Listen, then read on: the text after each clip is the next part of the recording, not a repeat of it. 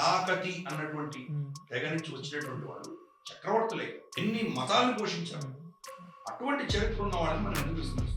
అప్పట్లో స్త్రీకి అంత స్వాతంత్రం ఉండేదా? ఒక రాజ్యాన్ని పరిపాలించే ఒక శక్తి ఒక స్త్రీకి ఉందా అప్పట్లో? గత 2500 సంవత్సరాల్లో మన అఖండ భారతంలో స్త్రీ స్వతంత్రంగా పెద్ద రాజ్యాన్ని ఏమినటువంటి ఈ దేశంలో పుట్టినటువంటి మన ఆడపిల్ల మన ఆడామె రాజ్యమే. ఇంకొకసారి మళ్ళీ కాకతీయ సామ్రాజ్యం పట్ల మీరు కన్నీరు చూస్తే మిమ్మల్ని అన్నలను కూడా చూడకుండా నడుపుతానని చెప్పి వార్నింగ్ ఇచ్చి శాసనం బీదర్ లో వేసి ఇది నా సరిహద్దు అని చెప్పి వచ్చేసింది. మన సీఎం గారు అనుకుంటారు కాకతీయ తోరణాన్ని తీసే ప్రయత్నం చేశారు. అలంపూర్ ఏంటది? జోగులాంబ అక్కడ మధ్యది ఎలా వచ్చింది? అక్కడ వేములవాడ దర్గా ఎలా పెట్టారు? మధ్యలో తీసుకొచ్చి అదే పనిగా దీన్ని భ్రష్టత్వం చేయడానికి చేశారు. ఇప్పుడు కూడా మనం చూస్తే కనుక వీధుల్లో మధ్యలో దర్గాలు ఎందుకు పెట్టారు? ఇస్లాంలో అది పర్మిటెడ్ కాదు, షిర్క్ అంటారు. చాలా క్లియర్ గా గర్వంగా గౌరవంగా చెప్తున్నారు. మేము చతుర్థ కులం నుంచి వచ్చాము చెప్తున్నారు. కాకతీయులు లేనిది విజయనగర సామ్రాజ్యం లేదు, మరాఠా సామ్రాజ్యం లేదు. ఇంత పెద్ద విజయనగర సామ్రాజ్యం స్థాపించడానికి పైసలు ఎక్కడి నుంచి వచ్చాయి? ప్రతాపరుడు ఇచ్చింది, కాకతీయుల నుంచి వచ్చింది. లోక్మంతన కార్యక్రమంలో రాణి రుద్రమదేవి. నమస్తే అందరికీ, జై Shriram. Welcome to Trikal voice. ఈరోజు మన పాడ్కాస్ట్ గెస్ట్ ఎవరంటే ప్రజ్ఞాభారతి వైస్ ప్రెసిడెంట్ అండ్ ప్రముఖ చరిత్రకారుడు గిరిధర్ మామిడి గారు. ఈ పాడ్కాస్ట్ ఎంత ఇంట్రెస్టింగ్ ఉంటుందంటే ఇది విన్న తర్వాత ప్రతి ఒక్క తెలుగు పౌరుడు, ముఖ్యంగా తెలంగాణ పౌరుడు చాలా గర్వంగా ఫీల్ అవుతాడు. సో ఆలస్యం ఎందుకు, పాడ్కాస్ట్లోకి వెళ్దాం. నమస్తే జీ, పిలవగానే త్రికాల్ వాయిస్ వస్తున్నాం. థ్యాంక్స్. నమస్తే. నమస్తే అజయ్ జీ. ముఖ్యంగా అంటే ఇప్పుడు 2024లో ఉన్నాం. స్టిల్ ఇప్పటికి కూడా ఒక క్వశ్చన్ ఏమొస్తుంది అంటే చరిత్ర ఎందుకు చదవాలి, ఏం అవసరం? సరే ఓకే, చరిత్ర తెలుసుకున్నా కూడా ఇండిపెండెన్స్ అని చెప్పేసి, ప్రీ ఇండిపెండెన్స్ ఇష్యూ, కింగ్స్, అశోకుడు, ఓకే అదంతా ఓకే. కానీ తెలంగాణలో పుట్టి మన తెలంగాణకి ఆత్మగౌరవమైన కాకతీయుల గురించి మనకు తెలియకపోవడం మన దౌర్భాగ్యం ఫస్ట్. సో అసలు ఎందుకు జరిగింది? గొప్ప ఫిలాసఫర్, యూరోప్లో ఉన్నట్టు ఫిలాసఫర్ ఆయన ఏం చెప్పారంటే, జార్జ్ సంటాయన అని ఒక ఆయన ఇచ్చిన స్టేట్మెంట్ ఏంటంటే, చరిత్రను విస్మరిస్తే మళ్ళీ చరిత్రని జీవించే దౌర్భాగ్యం పడుతుంది అన్నాడు. Those who ignore history or condemned to repeat it అన్నాడు. కాబట్టి చరిత్ర మర్చిపోయామంటే చరిత్రలో చేసిన తప్పులే మళ్ళీ మళ్ళీ జరుగుతాయి. అది ఆయన ఉద్దేశం. అది ప్రపంచ చరిత్ర కూడా ఇదే పరిస్థితి. ఫస్ట్ వరల్డ్ వార్ అయింది, అయిన తర్వాత ఏం లెసన్స్ నేర్చుకున్నారు? మళ్ళీ సెకండ్ వరల్డ్ వార్ వచ్చింది. సెకండ్ వరల్డ్ వార్ అయిన తర్వాత ఏం నేర్చుకున్నారు? కోల్డ్ వార్ నడుస్తున్నాయి. కాబట్టి ఈ చరిత్ర గురించి మనం పాఠాలు నేర్చుకోకపోతే మళ్ళీ మళ్ళీ ఇవి తయారవుతాయి. ఫస్ట్ విషయం. రెండో విషయం ఏంటంటే, మనల్ని ఆక్రమించుకున్నటువంటి శక్తులు ఎవరైతే ఉన్నారో, ఆల్మోస్ట్ 600-700 years మనకు ఇస్లామిక్ రూలర్స్ ఎవరైతే ఉన్నారో, దాని తర్వాత మనకు యూరోపియన్స్ వచ్చారు, మనకు డచ్, ఫ్రెంచ్, బ్రిటిష్ వీళ్ళందరూ వచ్చారు. వీళ్ళ పరిస్థితి ఏంటంటే, ఇది ఆల్రెడీ ఎక్స్పెరిమెంట్. మనకు లెవాంట్ అంటారు కదా, అంటే మనకి ఇప్పుడున్నటువంటి ఇజ్రాయెల్ కానీ, లిబియా కానీ, లెబనాన్ కానీ, లేదా మనకు సిరియా, ఈ ప్రాంతంలో 2000 సంవత్సరాల ముందు ఎక్స్పెరిమెంట్ జరిగింది. అంటే క్రిస్టియానిటీ అన్న కాన్సెప్ట్ వాళ్ళు ముందుకు తీసుకొచ్చారు. ఇది చాలా చర్చలు ఉన్నాయి. జీసస్ క్రైస్ట్ నిజం అట్లాంటి క్యారెక్టర్ ఉన్నారా లేదా కల్పితమా? ఒక వర్షన్ ఏం చెప్తున్నారంటే, రోమ్ అప్పుడు రోమన్ ఎంపైర్ లో వీళ్ళని కంట్రోల్ చేయడానికి కొత్త మతం తీసుకొచ్చారు. కొత్త మతం తీసుకొచ్చి టోలమీ ఆకారంగా జీసస్ క్రైస్ట్ అనే వ్యక్తిని తయారు చేసి ఒక సైకలాజికల్ వార్ఫేర్ చేసేసరికి అక్కడ జ్యూస్ కి, తర్వాత అక్కడ ఉన్నటువంటి లోకల్ రిలీజన్స్ కి కావచ్చు, అక్కడ మతాలు కావచ్చు, వీళ్ళకి ఆల్టర్నేట్ తీసుకొచ్చి వాళ్ళు దాన్ని వాడుకున్నారు అస్త్రంగా అని ఒక నెరేటివ్. సో ఇటువంటిది ఒక ఆల్టర్నేట్ నెరేటివ్ తీసుకొచ్చేటువంటి పరిస్థితి మనం చూస్తున్నాం. ఇది చరిత్రలో వేల సంవత్సరాలు నడుస్తుంది, ఇప్పుడు కూడా అదే నడుస్తుంది. వీళ్ళు ఏం చేశారంటే మన చరిత్ర మీద టార్గెట్ చేశారు, చరిత్రను వక్రీకరించుకుంటూ పోయారు. మనం ఏది చరిత్ర అని మనం నమ్ముకుంటున్నామో అది ఇది చరిత్ర కాదు, ఇది తప్పు అని వాళ్ళు కౌంటర్ చేసుకుంటూ పోయారు. ఇప్పుడు సనాతన ధర్మం అంటారు. ఇది ఎప్పుడు పుట్టిందో మనకు తెలియదు, ఎన్ని వేల సంవత్సరాల ముందు పుట్టిందో మనకు తెలియదు, ఎవిడెన్స్ లేదు. అది కూడా సివిలైజేషన్ అన్నది, సంస్కృతి అన్నది ఒక్కరోజు పుట్టదు, అది క్రమేపీ పెరుగుతూ ఉంటుంది. మనకు వేదాల్లో కూడా చూస్తే కానీ ఎంతో మంది ఋషులు వచ్చారు, ఒక్కొక్క ఋషి ఎవరైనా మంత్రాలు ఇచ్చారు, అది క్రమేపీ గ్రో అవుతుంటుంది, పెరుగుతూ ఉంటుంది. కానీ దానికి ఒక టైము, డేటు కట్టడం అన్నది అంత సులభమైన విషయం కాదు, చేయలేమని నేను అన్నది చాలా కష్టమైన విషయం. వీళ్ళు ఏం చేశారు? డేట్లు ఫిక్స్ చేశారు. మ్యాక్స్ ముల్లర్ అన్న అతను ఏం చెప్పాడంటే, వేదాలని 1000 BCE అంటే ఇప్పటి నుంచి 3000 సంవత్సరాలు, క్రీస్తు పుట్టక ముందర 1000 సంవత్సరాల ముందరే ఇది రాశారు అని చెప్పి ఓ డేట్ ఫిక్స్ చేశాడు. దీనికి ఆధారం ఏంటి? ఆధారం ఏం లేదు. ఏమన్నాడు ఆయన? బైబిల్ చర్చ్ ఏం నమ్ముతుందంటే మొత్తం ఈ సృష్టి అంతా కూడా భగవంతుడు 4000 BCలో ఆయన పుట్టించాడు, క్రియేట్ చేశాడని చెప్పుకుంటారు. కాబట్టి 3000 సంవత్సరాలు ఫ్లడ్, గ్రేట్ ఫ్లడ్, వీటన్నిటికీ టైం ఇవ్వాలి కదా. వాళ్ళకి బబల్ అనేది ఉంది, వాళ్ళకి వాటికి టైం ఇవ్వాలి కదా. 3000 సంవత్సరాలు ఇచ్చి ఇది 1000 రూపాయలు ఫిక్స్ చేసి 1000 సంవత్సరాలు దానికి ఏం ఆధారం లేదు, సైంటిఫిక్ ఎవిడెన్స్ లేదు. కానీ మన చరిత్ర పుస్తకాల్లో అది ఫిక్స్ అయిపోయింది. అంటే 100 ఏళ్ల నెరేటివ్ ఫిక్స్ చేశారు. ఫర్ ఇన్స్టెన్స్ అశోకుడు గురించి చూద్దాం. అశోక ద గ్రేట్ అని ఎవరు ఫిక్స్ చేశారు? బ్రిటిష్ ఫిక్స్ చేశారు. మన చరిత్రలో మనం పుస్తకాలు చదువుకున్నంత ఏంటి, అశోకుడు కళింగ యుద్ధం చేసిన తర్వాత అక్కడ అందరిని చూసి, ఆ శవాలందరినీ చూసి తట్టుకోలేక బౌద్ధుడు తీసుకున్నాడు అని మనం చెప్తాం కదా. అది కానీ కాదు. ఆయన కళింగ యుద్ధం చేసేటప్పుడు ఎప్పుడో బౌద్ధుడు, ఆయన ఆల్రెడీ బౌద్ధాన్ని కన్వర్ట్ అయినటువంటి వ్యక్తి యుద్ధం చేశాడు. ప్లస్ వీడిని కోట్ చేసి ఎడిక్ట్ ఒకటి ఉంది, దీన్ని చూసి నాకు హృదయం చలించింది కాబట్టి నేను సైన్యాన్ని తీసేస్తున్నాను, ఈ ఎడిక్ట్ ఉంటుంది. ఎడిక్ట్ లో లాస్ట్ 2 లైన్స్ ఒకటి సెన్సర్ చేసి మిగతాది మాత్రమే మనం చూపిస్తారు. బ్రిటిష్ చేసిన ఒక కుట్ర ఇది.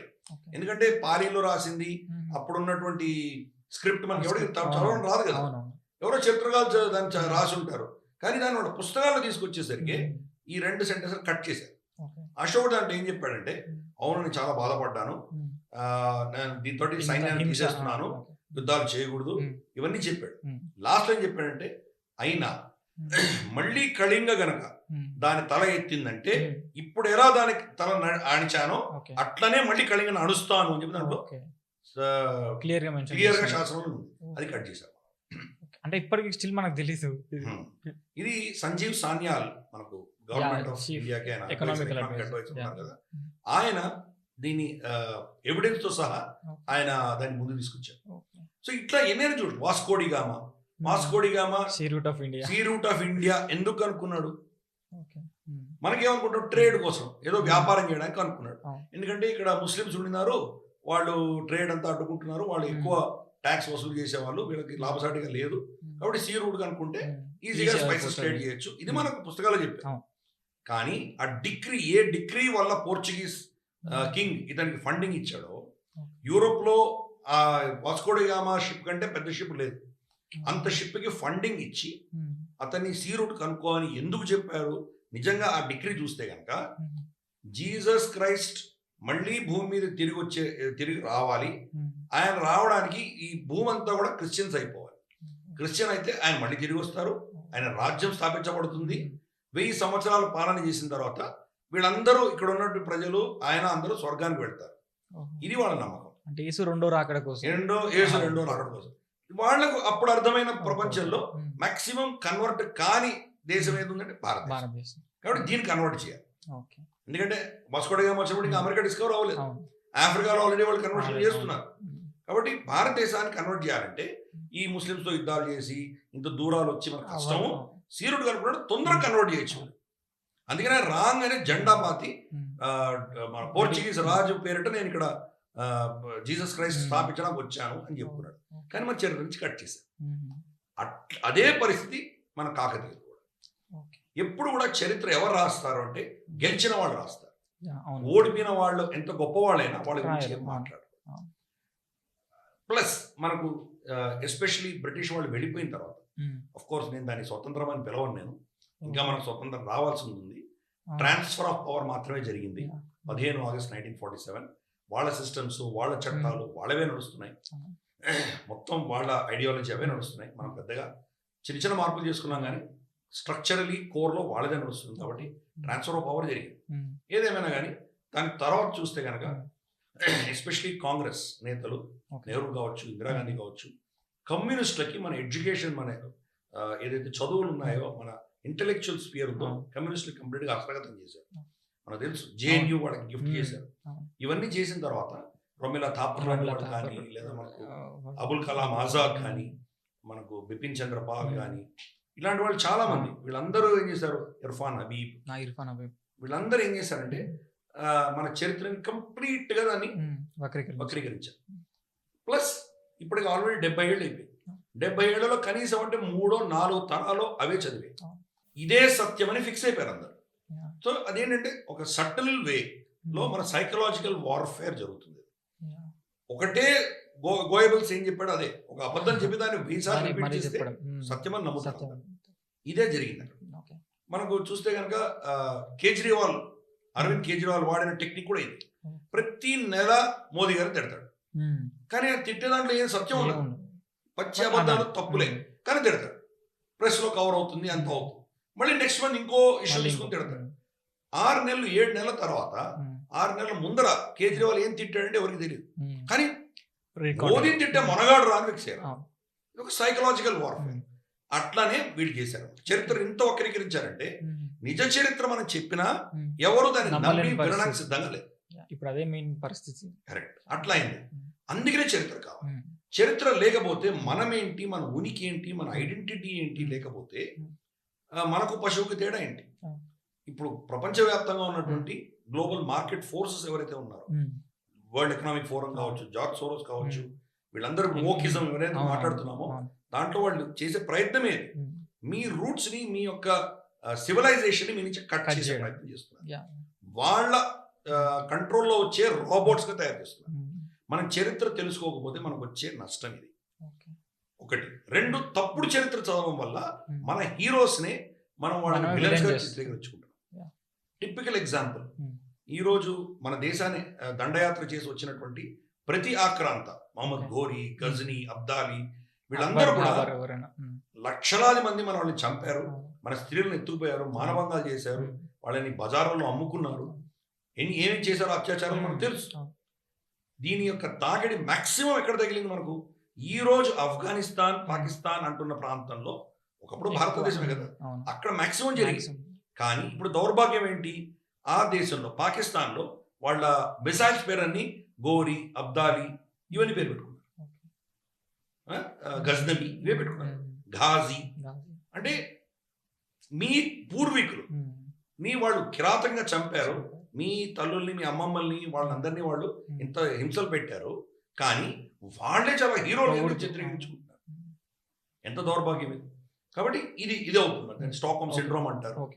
మనకు ఎవరైతే మనం పీడించారో వాళ్ళే హీరోస్ అన్నటువంటి పరిస్థితి. అట్లా ఈ చరిత్రను తయారు చేస్తున్నారు. అందుకని నిజమైన చరిత్ర తెలుసుకోవాల్సిన అవసరం మనకు. ఓకే, అంటే ఇప్పుడు కాకతీయుల విషయానికి వస్తే అసలు నిజ చరిత్ర ఏంది, అబద్ధపు చరిత్ర ఏంది?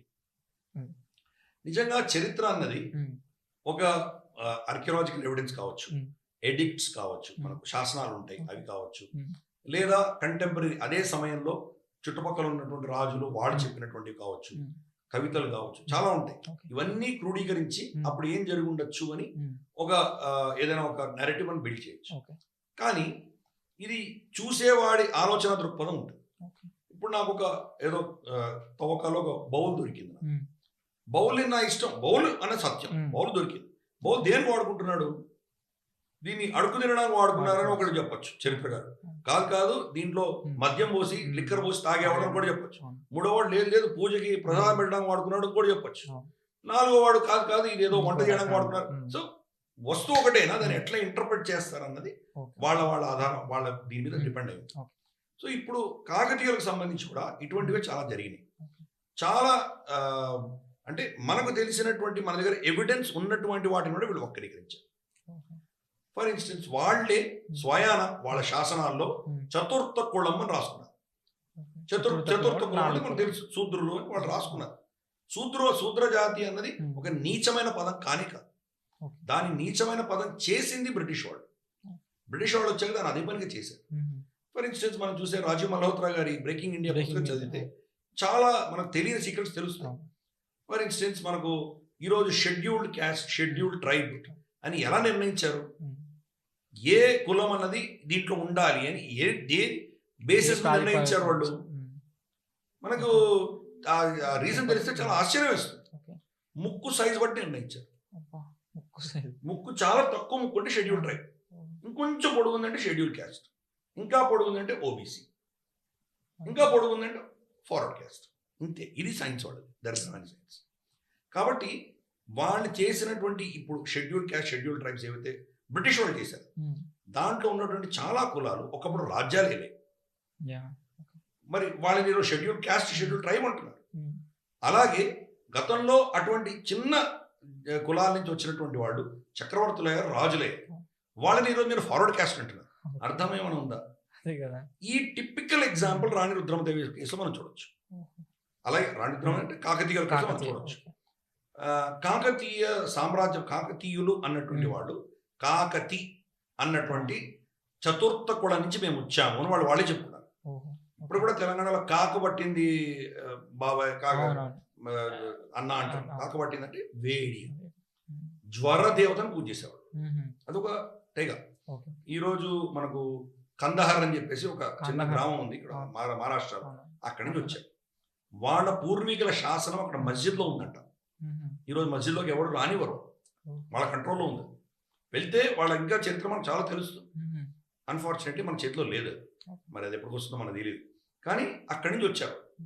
వచ్చి వాళ్ళు ఈ ప్రాంతాల్లో చాలా ప్రాంతాల్లో వాళ్ళు ఉన్నారు. ఫైనల్ గా వాళ్ళు రాష్ట్రకూటులకి వాళ్ళు సామంతులుగా ఆరామకొండ అన్న ప్లేస్ లో వాళ్ళు రాజధాని పెట్టుకున్నారు. ఆరామకొండ అంటే జైనిజం, జైనులని ఎక్కువ సపోర్ట్ చేసేటువంటి అది ఆరామకొండ, ఆ పేరుతో వచ్చింది.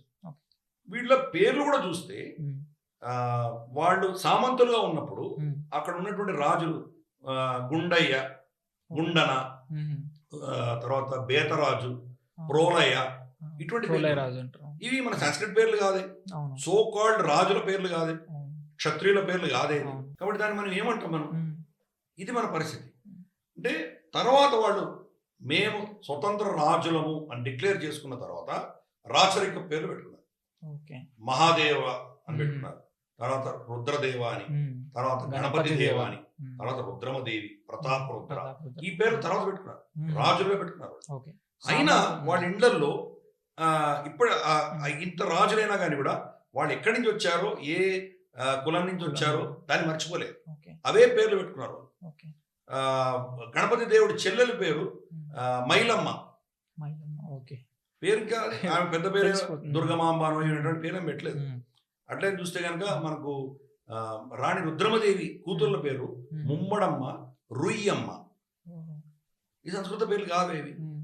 అంటే వాళ్ళ ఆరిజినే ఇప్పుడు భాషలో ట్రైబల్స్. ఇప్పుడు ట్రైబల్స్ అన్నది వాళ్ళు వెస్టర్న్ బ్రిటిష్ వాళ్ళు చెప్తే ట్రైబల్స్ అని మనం అంటున్నాం. అంటే నిజంగా ఇప్పుడు భాషలు చెప్పాలంటే వాళ్ళు ట్రైబల్స్ వాళ్ళు. మరి చక్రవర్తులు అయ్యారు కదా. సో ఈ నెరేటివ్ మనకు తెలియలేదంటే ఏమవుతుందంటే వీళ్ళు రాజులు ఈ సోకాల్డ్ ఈ ట్రైబల్స్ ని పీడించారు అని పెద్ద నెరేటివ్ ఈ లెఫ్టిస్ట్ తయారు చేసి పెట్టారు. జనరల్గా ఏంటంటే రాజులు అనగానే అంటే వీళ్ళని సప్రెస్ చేయడానికే ఉన్నారు నిమ్న వర్గాలని అంటుంటారు కదా. కరెక్ట్. సో దీన్ని మనం అంటే కాకతీయులు సప్రెస్ చేయలేదు అని అంటున్నారా మీరు ఇప్పుడు? తప్పకుండా వాళ్ళే అక్కడి నుంచి వచ్చారు. వాళ్ళ శాసనాల్లోనే చాలా క్లియర్ గా గర్వంగా గౌరవంగా చెప్పుకున్నారు, మేము చతుర్థ కులం నుంచి వచ్చాము చెప్పుకున్నారు. తర్వాత వీళ్ళు కొంత చక్రవర్తులై పెద్ద రాజ్యాలు వచ్చిన తర్వాత గణపతి దేవుడి టైంలో చాలా మంది అక్కడ మరి మనకు తెలియదు, అక్కడ వాళ్ళ కులం వాళ్ళు కావచ్చు లేదా ఇతరత్ర సోకాల్డ్ అక్కడ ఆయన చుట్టూ ఉన్నవాళ్ళు వీళ్ళని రాష్ట్రకూటులకి కనెక్ట్ చేసి వీళ్ళు క్షత్రియులని కొన్ని శాసనాలు వేసుకున్నారు. ఇప్పుడు మనకు పాతకాలంలో ఎట్లా ఉండేదంటే ఒక జాతి నుంచి ఒక వర్ణం నుంచి ఇంకో వర్ణానికి ఈజీగా మారేవాడు. రాజు ఎవడైతే వాడు క్షత్రియుడు, వాడు దేని నుంచి వచ్చినా క్షత్రియుడు, వాడు క్షత్రియుడి కింద భావించేవాడు. ధననందుడు ఎవరిని తీసేసి మౌర్య సామ్రాజ్యం స్థాపించాడు చంద్రగుప్తుడు. ధననందుడు ఎవరు? మంగలివాడు, మంగలి వాళ్ళ కులం నుంచి వచ్చిన వ్యక్తి. కానీ రాజు చక్రవర్తి. ధననందుడిని చూసి భయపడి పారిపోయాడు అలెగ్జాండర్. కాబట్టి మరి దాని ఏమంటారు, మంగలి కులం అంటామా? రాజు అయినాడు క్షత్రియుడు. కాబట్టి అప్పట్లో ఇటువంటి బైఫర్కేషన్ లేదు. ఈ రిజిడిటీ అనేది బ్రిటిష్ వాళ్ళు ముస్లిమ్స్ వచ్చిన తర్వాత మనకు ఇవన్నీ తయారైనాయి. కానీ అప్పుడు ఒకరు అటు ఇటు వెళ్తూ ఉండేవాళ్ళు. అలాగే ఈ కాకతి అన్నటువంటి ఏదైతే వీళ్ళ జాతి ఉన్నదో, వీళ్ళ వర్ణం ఏదైతే ఉన్నదో, వీళ్ళు తర్వాత అన్ని కులాల వాళ్ళకి ఇచ్చి పెళ్లి చేసుకున్నారు. గణపతి దేవుడు దేవగిరి రాణి తోటి ఆయన ప్రేమ వివాహం చేసుకున్నాడు, ఇద్దరు పిల్లలు పుట్టారు అక్కడ, వాళ్ళు క్షత్రియులు. ఇక్కడ మనకు దివిసీమ రాజు తోటి వాళ్ళ పిల్లలు ఇద్దరు అమ్మాయిలు చేసుకున్నాడు, వాళ్ళు వేరే కులం. తర్వాత తన కూతురు రాణి రుద్రమాంబని మనకు చూస్తే చాళుక్య వీరభద్రారెడ్డికి ఇచ్చారు, రెడ్డి ఆయన. అలాగే ఇంకో కూతుర్ని బ్రాహ్మణుడికి ఇచ్చారు, ఇంకో కూతుర్ని ఇంకెవరో వెలమ వాళ్ళకి ఎవరికి ఇచ్చారు. సో ఇట్లా మనకి ఏంటంటే అన్ని కులాలు కలుపుకున్నారు. కాబట్టి అది ముందుకు వెనక వెళ్ళేవాడు. అలాగే కాకతీయులు పతనం అయిన తర్వాత మనకు మనకు ముసునీరు నాయకులు వచ్చారు. వాళ్ళు ఒక 30-40 సంవత్సరాలు వాళ్ళు పాలించారు. వాళ్ళు ఎప్పుడైతే మళ్ళీ ఈ ముస్లిమ్స్ అక్కడి నుంచి వచ్చి దాడి చేసి వీళ్ళని ఓడించారో, వాళ్ళ ధర్మాన్ని కాపాడుకోవడానికి, వాళ్ళ స్త్రీలను కాపాడుకోవడానికి మళ్ళీ వీళ్ళు అడవిలోకి వెళ్ళిపోయారు. వాళ్ళు వచ్చిన అడవుల నుంచి వచ్చారు, మళ్ళీ రాజ్యం పెట్టారు, అడవులోకి వెళ్ళిపోయారు. ఇప్పుడు వాళ్ళ కమ్యూనిటీ అంతా కూడా నాయక్ అంతా కూడా ఇప్పుడు ట్రైబల్స్. జనరల్ నాయక్ అంటుంటారు. నాయక్ అంటే మనం షెడ్యూల్ ట్రైబ్ దళితులు అంటాం. కానీ వాళ్ళు ఒకప్పుడు రాజ్యమే లేదు. ఇది పరిస్థితి. ఇది దేశవ్యాప్తంగా ఇది ఇటువంటి పరిస్థితి. మేబీ వాళ్ళకి కూడా తెలియకపోవచ్చు. వాళ్ళ చరిత్ర వాళ్ళ అంటే ఇప్పుడున్న వాళ్ళు పొలిటికల్ గా వాళ్ళు తెలుసో తెలియదో మనం చెప్పలేం. కానీ ప్రతి జాతికి కూడా, మనకు ప్రతి కులానికి కూడా వాళ్ళ కుల చరిత్ర అన్నది ఒకటి ఉంటుంది. కుల గురువు ఉంటారు వాళ్ళకి. వాళ్ళకు ఉన్నటువంటి దేవతలు, వాళ్ళకు ఉన్నటువంటి అధిదేవతలు అన్ని కూడా చాలా ఫిక్స్డ్ ఉంటాయి. 100,000 సంవత్సరాల నుంచి వస్తున్నాయి. కొత్త విషయం కాదు. కాబట్టి దీనిని పొలిటికల్ గా ఇప్పుడు ఎక్స్ప్లాయిట్ చేస్తున్నారు. కానీ చరిత్రలో నిజంగా ఇట్లా జరిగింది. కాబట్టి ఒకరు మామూలు చిన్న తెగ నుంచి వచ్చినటువంటి వాళ్ళు కాకతీయ రాజులు అయ్యారు. అలాగే ఈ ప్రాంతాన్ని పాలించిన ముస్లిం నాయకులు మళ్ళీ షెడ్యూల్ ట్రైబ్ అయ్యారు. సో ఇది ముందు వెనక అన్ని వెళ్ళాయి, దేశవ్యాప్తంగా వెళ్ళి. అందుకనే చరిత్ర తెలుసుకోవాలి. చరిత్ర తెలుసుకుంటే వీళ్ళు ఎప్పటి నుంచో పీడించబడ్డారు అన్నటువంటి ఒక నేరేటివ్ ఏదైతే వీళ్ళు లెఫ్టిస్ట్ పెడుతున్నారో దాన్ని మనం కౌంటర్ చేయొచ్చు. అంటే కాకతీయులు అంటే రాణి రుద్రమదేవి అంటాం. రాణి రుద్రమదేవి అంటే కాకతీయులు. మనకి ఇంకో పేరే సెకండ్ ఆప్షన్ లేక గుర్తొస్తుంది. అంటే నాకున్న మెయిన్ క్వశ్చన్ ఏంటంటే, అప్పట్లో స్త్రీకి అంత స్వాతంత్రం ఉండేదా? ఒక రాజ్యాన్ని పరిపాలించే ఒక శక్తి ఒక స్త్రీకి ఉందా అప్పట్లో అనేది మెయిన్ క్వశ్చన్. ఈమెకంటే ముందర ఆవిడ తండ్రి గణపతి దేవుడు 60 ఏళ్ళు పనిచాడు. 60 years చాలా కాలం ఉన్నాడు. కానీ ఆయన క్రెడిట్ మనకి ఇవ్వాలి. ఆయనకు మగ సంతానం లేదు. అంటే తన రెండో భార్యలు, 2 భార్యలకి సంతానం లేదు. కానీ దేవగిరి కుమార్తెని ఈయన లవ్ మ్యారేజ్ చేసుకున్నాడు అక్కడ. అంటే ఈయనను కాకతీయ సామ్రాజ్యం ఓడించి ఈయనను బందీగా తీసుకెళ్లారు గణపతి దేవుడు. బందీగా దేవగిరి కోటలో ఉన్నాడు. అప్పుడు వాళ్ళ రాకుమారి తోటి ఈయన లవ్ అఫేర్ పెట్టుకున్నాడు. సో ఇద్దరు హరిహర మురహరి అని 2 మగవాళ్ళు పుట్టారు వాళ్ళు. అయినా కానీ కూడా తన భార్యలు ఎవరైతే దివిసీమ నుంచి తెచ్చుకున్నాడో వాళ్లకు పుట్టినటువంటి రుద్రమ్మ ఈమెని మగపిల్లవాడుగా పెంచాడు. అంటే సమాజం తెలియకుండా మగపిల్లాడు. సమాజం తెలుసు, అందరికీ తెలుసు. ఎందుకంటే దాచిపెట్టలేం కదా, అప్పుడు ఇప్పట్లా ఉండేది కదా, సమాజం అందరికీ తెలుసు. కాకపోతే ఆ అమ్మాయి నా తర్వాత రాజు అవ్వాలి అని చెప్పి చాలా ఆ అమ్మాయికి ఇన్వెస్ట్ చేశాడు. అంటే మనకు రాజు అవ్వడానికి యుద్ధం ఒకటే కాదు, చాలా నీతి తెలియాలి, తర్వాత శాస్త్రాలు తెలియాలి, ఫైనాన్స్. ఎందుకంటే మనకు ఆ ధనం లేనిది, అర్థం లేనిది మనం సామ్రాజ్యం చేయలేం. కాబట్టి ఫైనాన్స్ ఎట్లా కలెక్ట్ చేయాలి, ట్యాక్స్లు ఎట్లా కలెక్ట్ చేయాలి, ఎక్కడ ఎవరు ఎగ్గొడతారు వాళ్ళని ఎట్లా తీసుకురావాలి అంత నేర్పించాడు ఆయన. ఆమెకు తర్వాత ఏమంటారంటే మన ఎట్లా గూఢచర్యం చేయాలి, ఎవరు ఏం చేస్తున్నారు వాళ్ళ మీద నిఘా ఎట్లా పెట్టాలి, నీకు వ్యతిరేకంగా ఎవరైనా కనుక విద్రోహం చేస్తే వాళ్ళని ఎట్లా హ్యాండిల్ చేయాలి, చర్చలు ఎట్లా చేయాలి, అన్నీ నేర్పించడం. కానీ ఇన్ని సంవత్సరాలు నేర్చుకున్నాను. అందుకనే అంతటి అద్భుతమైనటువంటి అడ్మినిస్ట్రేటర్గా ఆవిడ తయారైంది. కాబట్టి దానికి ఫస్ట్ క్రెడిట్ గణపతి దేవుడికి ఇవ్వాలి. అంటే అప్పుడు స్త్రీలు ఎవరు పరిపాలన చేసిన దాఖలాలు లేవు మనకి చరిత్రలో. సరే ఎక్కడో మనకు స్త్రీ రాజ్యం ఉండేదని మహాభారతంలో ఏవో చెప్తారు. కానీ మనకు రికార్డెడ్ చరిత్ర గత 2500 సంవత్సరాల్లో మన అఖండ భారతంలో స్త్రీ స్వతంత్రంగా పెద్ద రాజ్యాన్ని ఏలినటువంటి ఎవరు లేరు. చిన్న చిన్నవి ఏవో ఉండొచ్చు, మేబీ ఒక ఊరు ఒక గ్రామం వెళ్ళినటువంటి వాడు ఉండొచ్చు. ఇంత సామ్రాజ్యం ఇప్పుడు గణపతి దేవుడిది కానీ రుద్రమదేవి కానీ వాళ్ళు పరిపాలించిన ప్రాంతాలన్నీ మనం లెక్కగట్టి చూసామంటే ఈరోజు ఉన్నటువంటి ఫ్రాన్స్ కానీ మనకు స్పెయిన్ కానీ అంత సైజ్ ప్రాంతాన్ని వీళ్ళు పాలించారు.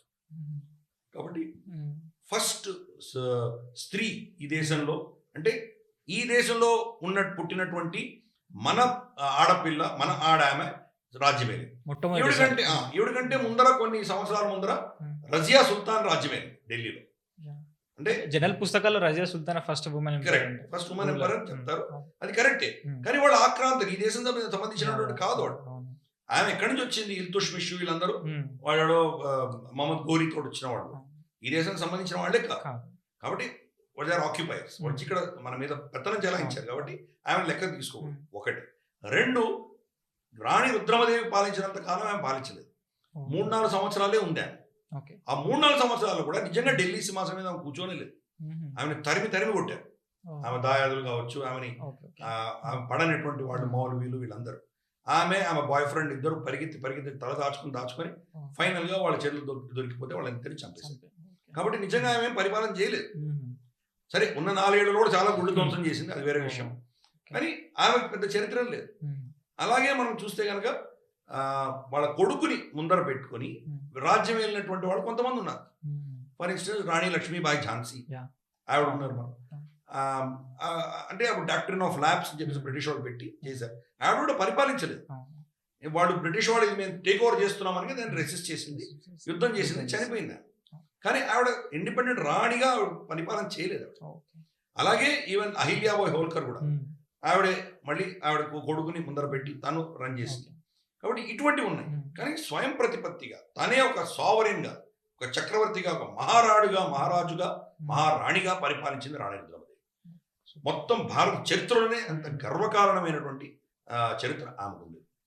ఇది మనకు తెలియదంటే ఎంత దౌర్భాగ్యం. మరి బంగారు తెలంగాణ తెస్తామన్న వాళ్ళు మరి అంతటి మహా సాధ్విని, మహా గొప్ప రాజుని, రాణిని ఎందుకు వాళ్ళు ముందుకు తీసుకురాలేదు పెద్ద ప్రశ్న. ఇప్పుడు బంగారు తెలంగాణ నాకు ఇంకొక క్వశ్చన్ గుర్తొచ్చింది. రీసెంట్గా మన సీఎం గారు అనుకుంటా కాకతీయ తోరణాన్ని తీసే ప్రయత్నం చేశారు. తీసేసే ప్రయత్నం అంటే తీసేయలేదు అనుకోండి అసిస్టెన్స్ వల్ల. సో దాని గురించి మీరు ఏం కామెంట్ చెప్తారు? అదే నేను చెప్తున్నాను కదా, ఈ లెఫ్టిస్ట్ ఎకో సిస్టంలో పీడించేవాడు ఒకడు ఉంటాడు, పీడితుడు ఒకడు ఉంటాడు. కొన్ని వర్గాలు పీడించే వర్గాలే ఫిక్స్ చేసేసారు. బ్రాహ్మణ కులం పీడించే వర్గం, ఇంకేదో ఫార్వర్డ్ క్యాస్ట్ రెడ్డి కులం, ఏదో వెల్మ, పెత్తం దొరలు ఫిక్స్ చేసేసారు. అలాగే రాజులు పీడించేవాడు ఫిక్స్ చేసేసారు. వాళ్ళకి ఆపోజిట్ ఎవరున్నా వీళ్ళు పీడితులు ఫిక్స్ అయిపోయింది. వీళ్ళు అత్యాచారాలు చేస్తే వాళ్ళు ఏం మాట్లాడరు.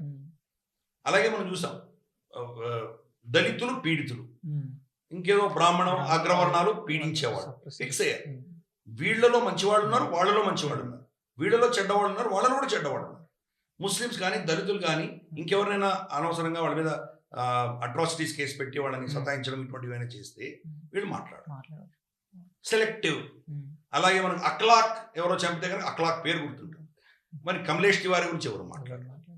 సో ఇటువంటి సెలెక్టివ్గా వాళ్ళు తీసుకెళ్తారు, ఒక నేరేటివ్ని బిల్డ్ చేయడానికి చేస్తారు, రీసెర్చ్ చేస్తున్నారు. రీసెర్చ్లు ఏంటి, చరిత్రలో ఇటువంటి ఎవరైతే పీడితులు అని వీళ్ళు ఫిక్స్ చేశారో వాళ్ళకు జరిగే అన్యాయాలు మాత్రమే రికార్డ్ చేస్తారు. వీళ్ళు ఇంకొకరిని పీడించింది రికార్డులో ఉండదు. సో సెలెక్టివ్గా ఈ బైనరీ తీసుకొస్తారు. అందుకని మన ఎస్టాబ్లిష్మెంట్ అంతా వాళ్ళే ఉన్నారు.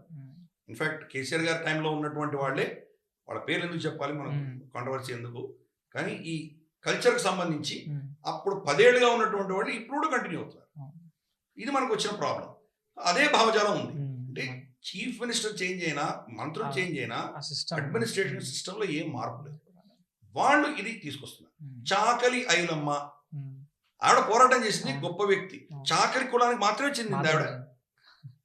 మొత్తం యావత్ తెలంగాణకి మన గర్వకారణం కదా. ఎందుకు ఆవిడని చాకలి అని పెట్టారు? ఒక నేరేటివ్ కోసం, కులాన్ని అంటగట్టడం. మరి బనియా గాంధీ అని ఎందుకు పెట్టలేదు మీరు? అంతే, కులానికి అంటగట్టలేదు. బనియా పటేల్ అని ఎందుకు పెట్టలేదు మీరు? సో ఇదే అనమాట, సెలెక్టివ్ గా ఈ వర్గాలు పీడించబడ్డాయి అని వాళ్ళు ఆల్రెడీ ఫిక్స్ చేశారు. కాబట్టి ఇటువంటి నేరేటివ్ తీసుకొచ్చే ప్రయత్నం చేస్తున్నారు. అది అందుకని ఆయనకి ఏం చెప్పారంటే, కాకతీయులు ఈ ట్రైబల్స్ ని వీళ్ళు సతాయించారు, వాళ్ళని చంపారు, సమ్మక్క సారలామని చంపారు వీళ్ళు. ఇటువంటివన్నీ వాళ్ళు పనికిమాలినటువంటి, చరిత్రలో ఎక్కడ ఆధారం లేనటువంటి తీసుకొచ్చారు.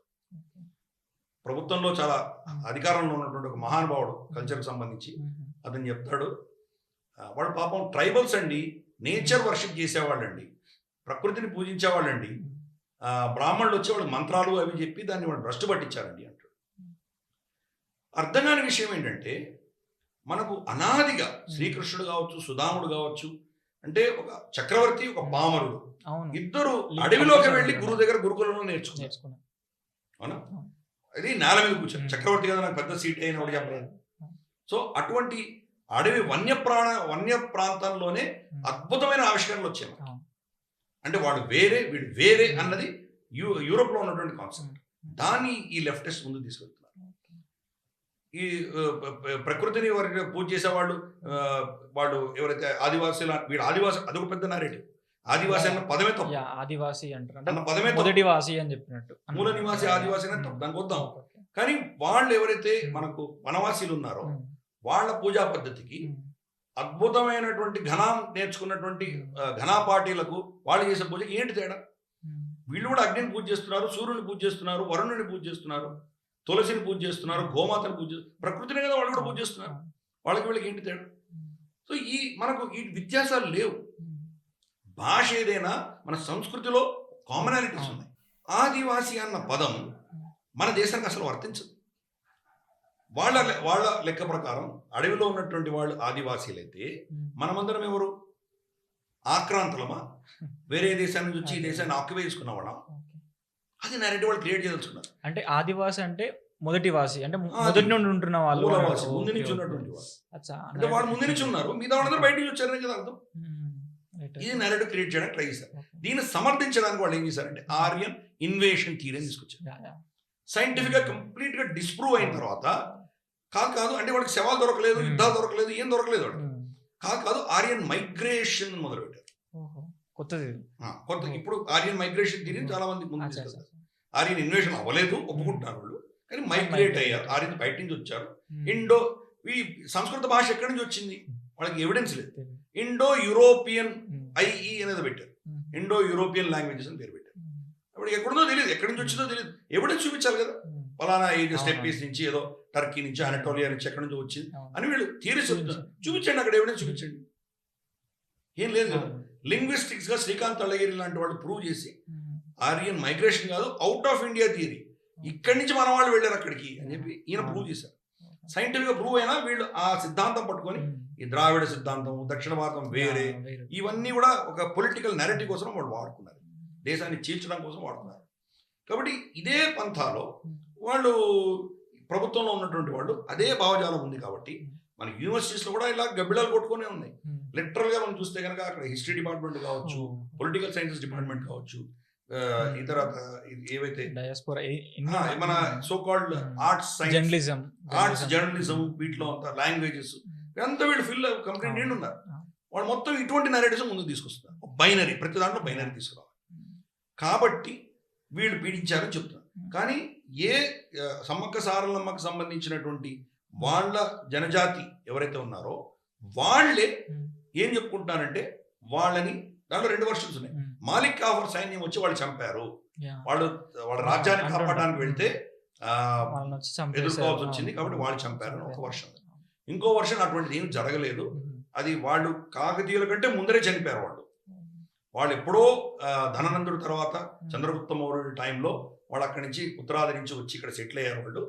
ఈ ఘటన అంతా కూడా ఆల్మోస్ట్ 2500 years బ్యాక్ ఎప్పుడో జరిగింది ఇది.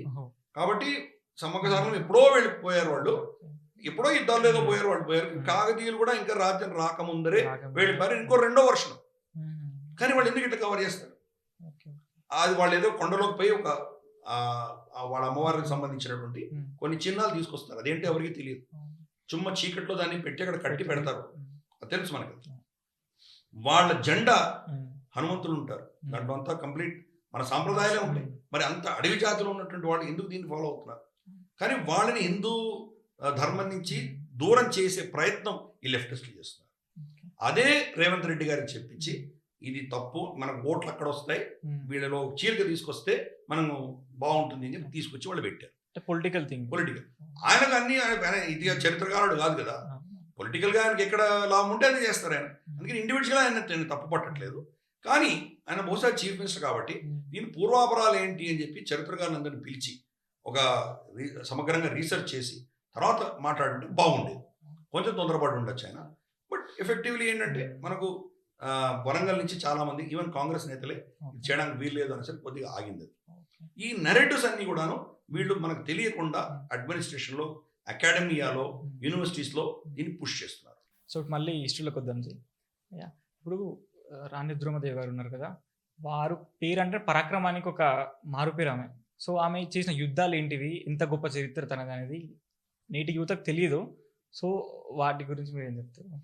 ఆఫ్ కోర్స్ మనకు అనుష్క శెట్టి సినిమా వచ్చింది, కానీ నేను చెప్పినట్టు సినిమా అనేసరికి దాంట్లో మసాలా ఉండాలి, ఏదో రొమాన్స్ ఉండాలి, ఎవరో ఇద్దరి మధ్యలో ఒక విలన్ ఉండాలి, ఇవన్నీ చేసి వాళ్ళు తీసుకొచ్చారు. అదే డ్రామా, అది చరిత్ర కాదు. కాబట్టి దాన్ని పక్కన పెడదాం. చరిత్రలో ఆవిడ చాలా ఫేస్ చేసింది. మామూలు స్త్రీలు ఈ రోజు ఎట్లా ఫేస్ చేస్తున్నారో 13th century 13వ శతాబ్దంలో అన్ని బాధలు ఆవిడ పడింది. మామూలు స్త్రీ ఎలా బాధలు పడుతుందో అలాంటివే ఆవిడ కూడా పడింది. చాలా అంశాలు ఉన్నాయి. అత్త, సొంత అత్త అంటే భర్త తల్లి, ఆమె ఏమనుకుంది, పెండ్లి అయిపోయిన తర్వాత నా కొడుకు రాజు అవ్వాలి, ఆడే స్త్రీ ఎందుకు రాజు అవుతుంది అని. నువ్వెందుకు నీ ఇంట్లో కూర్చో, ఇంకా వాడు రాజ్యం వెళ్తాడని. కానీ రాణి రుద్రమదేవి భర్తను కూడా ఓడించింది. ఇది యుద్ధంలో చేసిన, ఆవిడ చేసిన యుద్ధాల్లో అదొకటి. భర్తని ఓడించింది, కళింగరాజును ఓడించింది. వీళ్ళందరూ కలిసి గుమిగూడి ఆమె వ్యతిరేకంగా వచ్చినప్పుడు వాళ్ళని ఓడించింది ఆమె. కానీ భర్తకి ఇవ్వాల్సిన గౌరవం మళ్ళీ ఇచ్చింది, అత్తకి ఇవ్వాల్సిన గౌరవం ఇచ్చింది. వాళ్ళని కొంచెం మనకి నచ్చజెప్పి, నేనే యోగురాల్ని, నీ కొడుకు అంటే నేనే ఎక్కువ యోగురాల్ని, కానీ నువ్వు అత్తగా నేను గౌరవిస్తాను, భర్తగా ఆయన గౌరవిస్తాను, అంతకు మించి రాణిగా నేను చేసిన బాధ్యత వేరే. మనకు మహాభారతంలో శ్రీకృష్ణ పరమాత్ముడు ఇదే చెప్తాడు. భీష్ముడు కానీ కర్ణుడు కానీ చాలా తప్పు చేశారు అని ఆయన ప్రూవ్ చేస్తాడు. భీష్ముడు శపథం తీసుకున్నాడు, నేను బ్రహ్మచర్యగా ఉంటాను, పెళ్లి చేసుకోను అన్నాడు. చిత్రాంగదుడు విచిత్రవీరుడు చనిపోయిన తర్వాత వాళ్ళ రాజ్యానికి వారసుడు లేడు. ఆమె సత్యవతి, సవతి తల్లి, నువ్వు పెళ్లి చేసుకుని ఆయన దీని నుంచి విముక్తిని ఇస్తానంటే, లేదు నేను శపథం చేస్తాను, నేను పెళ్లి చేసుకుని అన్నాడు. అంటే నా శపథం మోర్ ఇంపార్టెంట్, దేశం కొట్టుపోయినా నాకేం పర్వాలేదు. అది ఆయన చేసిన తప్పు. అలాగే కర్ణుడు, దుర్యోధనుడు ఎన్ని తప్పులు చేసినా నేను మిత్రుడు కాబట్టి నేను ఊరుకుంటాను, వీళ్ళిద్దరు చేసిన తప్పులేదు. కాంట్రాస్ట్ శ్రీకృష్ణ పరమాత్ముడు ఏం చేశాడు, నేను ఆయుధం చేతిలో పట్టుకోనని శపథం చేశాడు. అదే పర్సనల్ శపథం కదా. కానీ భీష్ముడు సుదర్శన చక్రం తీసుకొని వెళ్ళాడు. ఎందుకు వెళ్ళాడు అంటే, నా వ్యక్తిగతమైనటువంటి ధర్మం కంటే సమాజము, దేశము, సంస్కృతి, ధర్మం ఇంకా ఇంపార్టెంట్ అని రుజువు చేశాడు. సరే, నాకు చెడ్డ పేరు వస్తుంది, వాగ్దానం చేసి నిలుపుకోలేదు అని చెప్పి వస్తే వచ్చింది, నేను ధర్మం కోసం పోరాటం చేస్తున్నాను కాబట్టి దానికోసం వెళ్తున్నాను. అంటే వ్యక్తి ధర్మం కంటే రాష్ట్ర ధర్మం గొప్పది అని శ్రీకృష్ణుడు చెప్పాడు. రాణి రుద్రమదేవి అదే చేసింది. వ్యక్తిగతమైనది, నేను కోడల్ని, భార్యని, వ్యక్తిగతమైనటువంటి ధర్మాన్ని పాటిస్తూ భర్త ఏం చెప్తే అది విని తనే రాజు చేయాల్సిన విషయం ఒక సందిగ్ధ పరిస్థితి ఉంటే, రెండవది ఈ దేశానికి నిజంగా అర్హులైనటువంటి వ్యక్తిని నేను. మా నాన్న అంత ట్రైనింగ్ ఇచ్చాడు, ఇంత మొత్తం అన్ని విద్యలు నాకు వచ్చాయి, ఈ దేశాన్ని నిజంగా సమగ్రంగా ఉంచగలిగిన శక్తి నా దగ్గరే ఉంది, నా భర్తకంత లేదు. కాబట్టి నేను ఏదో గణపతి దేవుడి కూతురునే కాదు, ఈ దేశంలో నన్ను మించినటువంటి వ్యక్తులు లేడు, ఉంటే నేను ఇస్తాను, లేడు కాబట్టి నేనే పాలించి దీన్ని రక్షించవలసిన బాధ్యత నాకుంది. రాష్ట్ర ధర్మం వ్యక్తి ధర్మం కంటే పెద్దది అని ఆమె చేసింది. ఓడించింది, కానీ మళ్ళీ ఇవ్వాల్సిన మర్యాద కూడా ఇచ్చింది. అంతటి గొప్ప వ్యక్తి ఆవిడ. ఇది మనం అర్థం చేసుకోవాలి. అలాగే ఆమె ఎంత మహారాణి అయినా కానీ కూడా ఆమె వచ్చినటువంటి జనజాతుల కల్చర్ని ఆమె వదిలిపెట్టలేదు. ఆమె కూతురు కడుపుతో ఉంటే మగ సంతానం కావాలి, కనీసం మనవడైనా పుట్టాలి అని చెప్పి ఏకవీరాదేవి అని అమ్మవారు ఉన్నారు. ఇక్కడ మన మొగిల్చెర్ల, వరంగల్ దగ్గరలోనే ఉంటుంది. కిలా వరంగల్ దాటి కొంచెం దూరంలోనే ఉంటుంది, 15-20 కిలోమీటర్ల దూరంలో మొగిల్చెర్ల ఉంటుంది. ఇక్కడ ఏకవీరాదేవి అమ్మవారు ఉన్నారు. ఏకవీరాదేవి అంటే కనుక అది స్త్రీ యోని మాత్రమే, మామూలు అమ్మవారు లాంటి కాదు, స్త్రీ యోని. అది ఎవరు చేస్తారు? అది సో కాల్డ్ బ్రాహ్మణికల్ గుళ్ళు అయితే కాదు కదా. అది అంటే మనకు మామూలు ఈ రోజు భాష, ఈ పదం వాడకూడదు కానీ మన ప్రజలకు, మన స్పీకర్, వీళ్ళకి ప్రేక్షకులకు అర్థమయ్యేలా చెప్తున్నాం. ట్రైబల్స్ వాడేటువంటి పరిస్థితే కదా అది. దానికి ఆ బోనాలు ఎత్తుకొని వెళ్ళింది ఆమె. బోనాలు ఎత్తుకొని వెళ్ళి నాకు మనవాడిని ఇవ్వమ్మా అని చెప్పి కోరింది ఆమె. అంటే ఆమె సంస్కృతి మర్చిపోలేదు ఆమె. కాబట్టి అటువంటి వ్యక్తి అక్కడికి వెళ్ళంగానే ఆమె అన్నలు, దాయాదులు, అంటే గణపతి దేవుడి మొదటి భార్య పిల్లలు, వాళ్ళిద్దరు వచ్చి వరంగల్ కోటని కబ్జా చేసుకున్నారు. కబ్జా చేసుకుంటే కోటలోకి ఒకసారి లోపలికి వెళ్ళిపోతే వాళ్ళని బయటకు తీయడం చాలా కష్టం. అంటే తన తండ్రి గణపతి దేవుడు లోపల బందీగా ఉన్నాడు. అప్పుడు ఆమె అక్కడ ఆమె దగ్గర రక్షక భటులు తప్ప ఎవరు లేరు. ఇంకా అక్కడ ఉన్నటువంటి జనాల్ని వాళ్ళందరినీ పోగేసుకొని, గ్రామాలను పోగేసుకొని గబగబా వరంగల్ కోటకు వెళ్ళిపోయింది. ఆమె సీక్రెట్గా లోపల ఎవరినో సందేశం పంపించి ఈమె రాగానే వాళ్ళు తలుపులు తెచ్చారు. తలుపు తెరవగానే లోపలికి పోయి అన్నల్ని ఇద్దరిని పట్టి వాళ్ళిద్దరిని ఓడించింది. వీళ్ళకి సహాయం చేసినటువంటి దేవగిరి రాజు మహాదేవుడు అని ఉన్నాడు. ఓకే. అతను వీళ్ళు ముగ్గురిని ఓడించి ఇక్కడి నుంచి వాళ్ళ రాజ్యం దేవగిరి దగ్గర తరిమి కొట్టినారు. అంటే ఎంతటి శక్తివంతులు. అప్పటికి ఆమెకు మనవడు పుడుతున్నాడు, కూతురు కడుపుతో ఉంది, ఆల్రెడీ ఇద్దరు కూతుర్లు పుట్టారు ఆమెకి.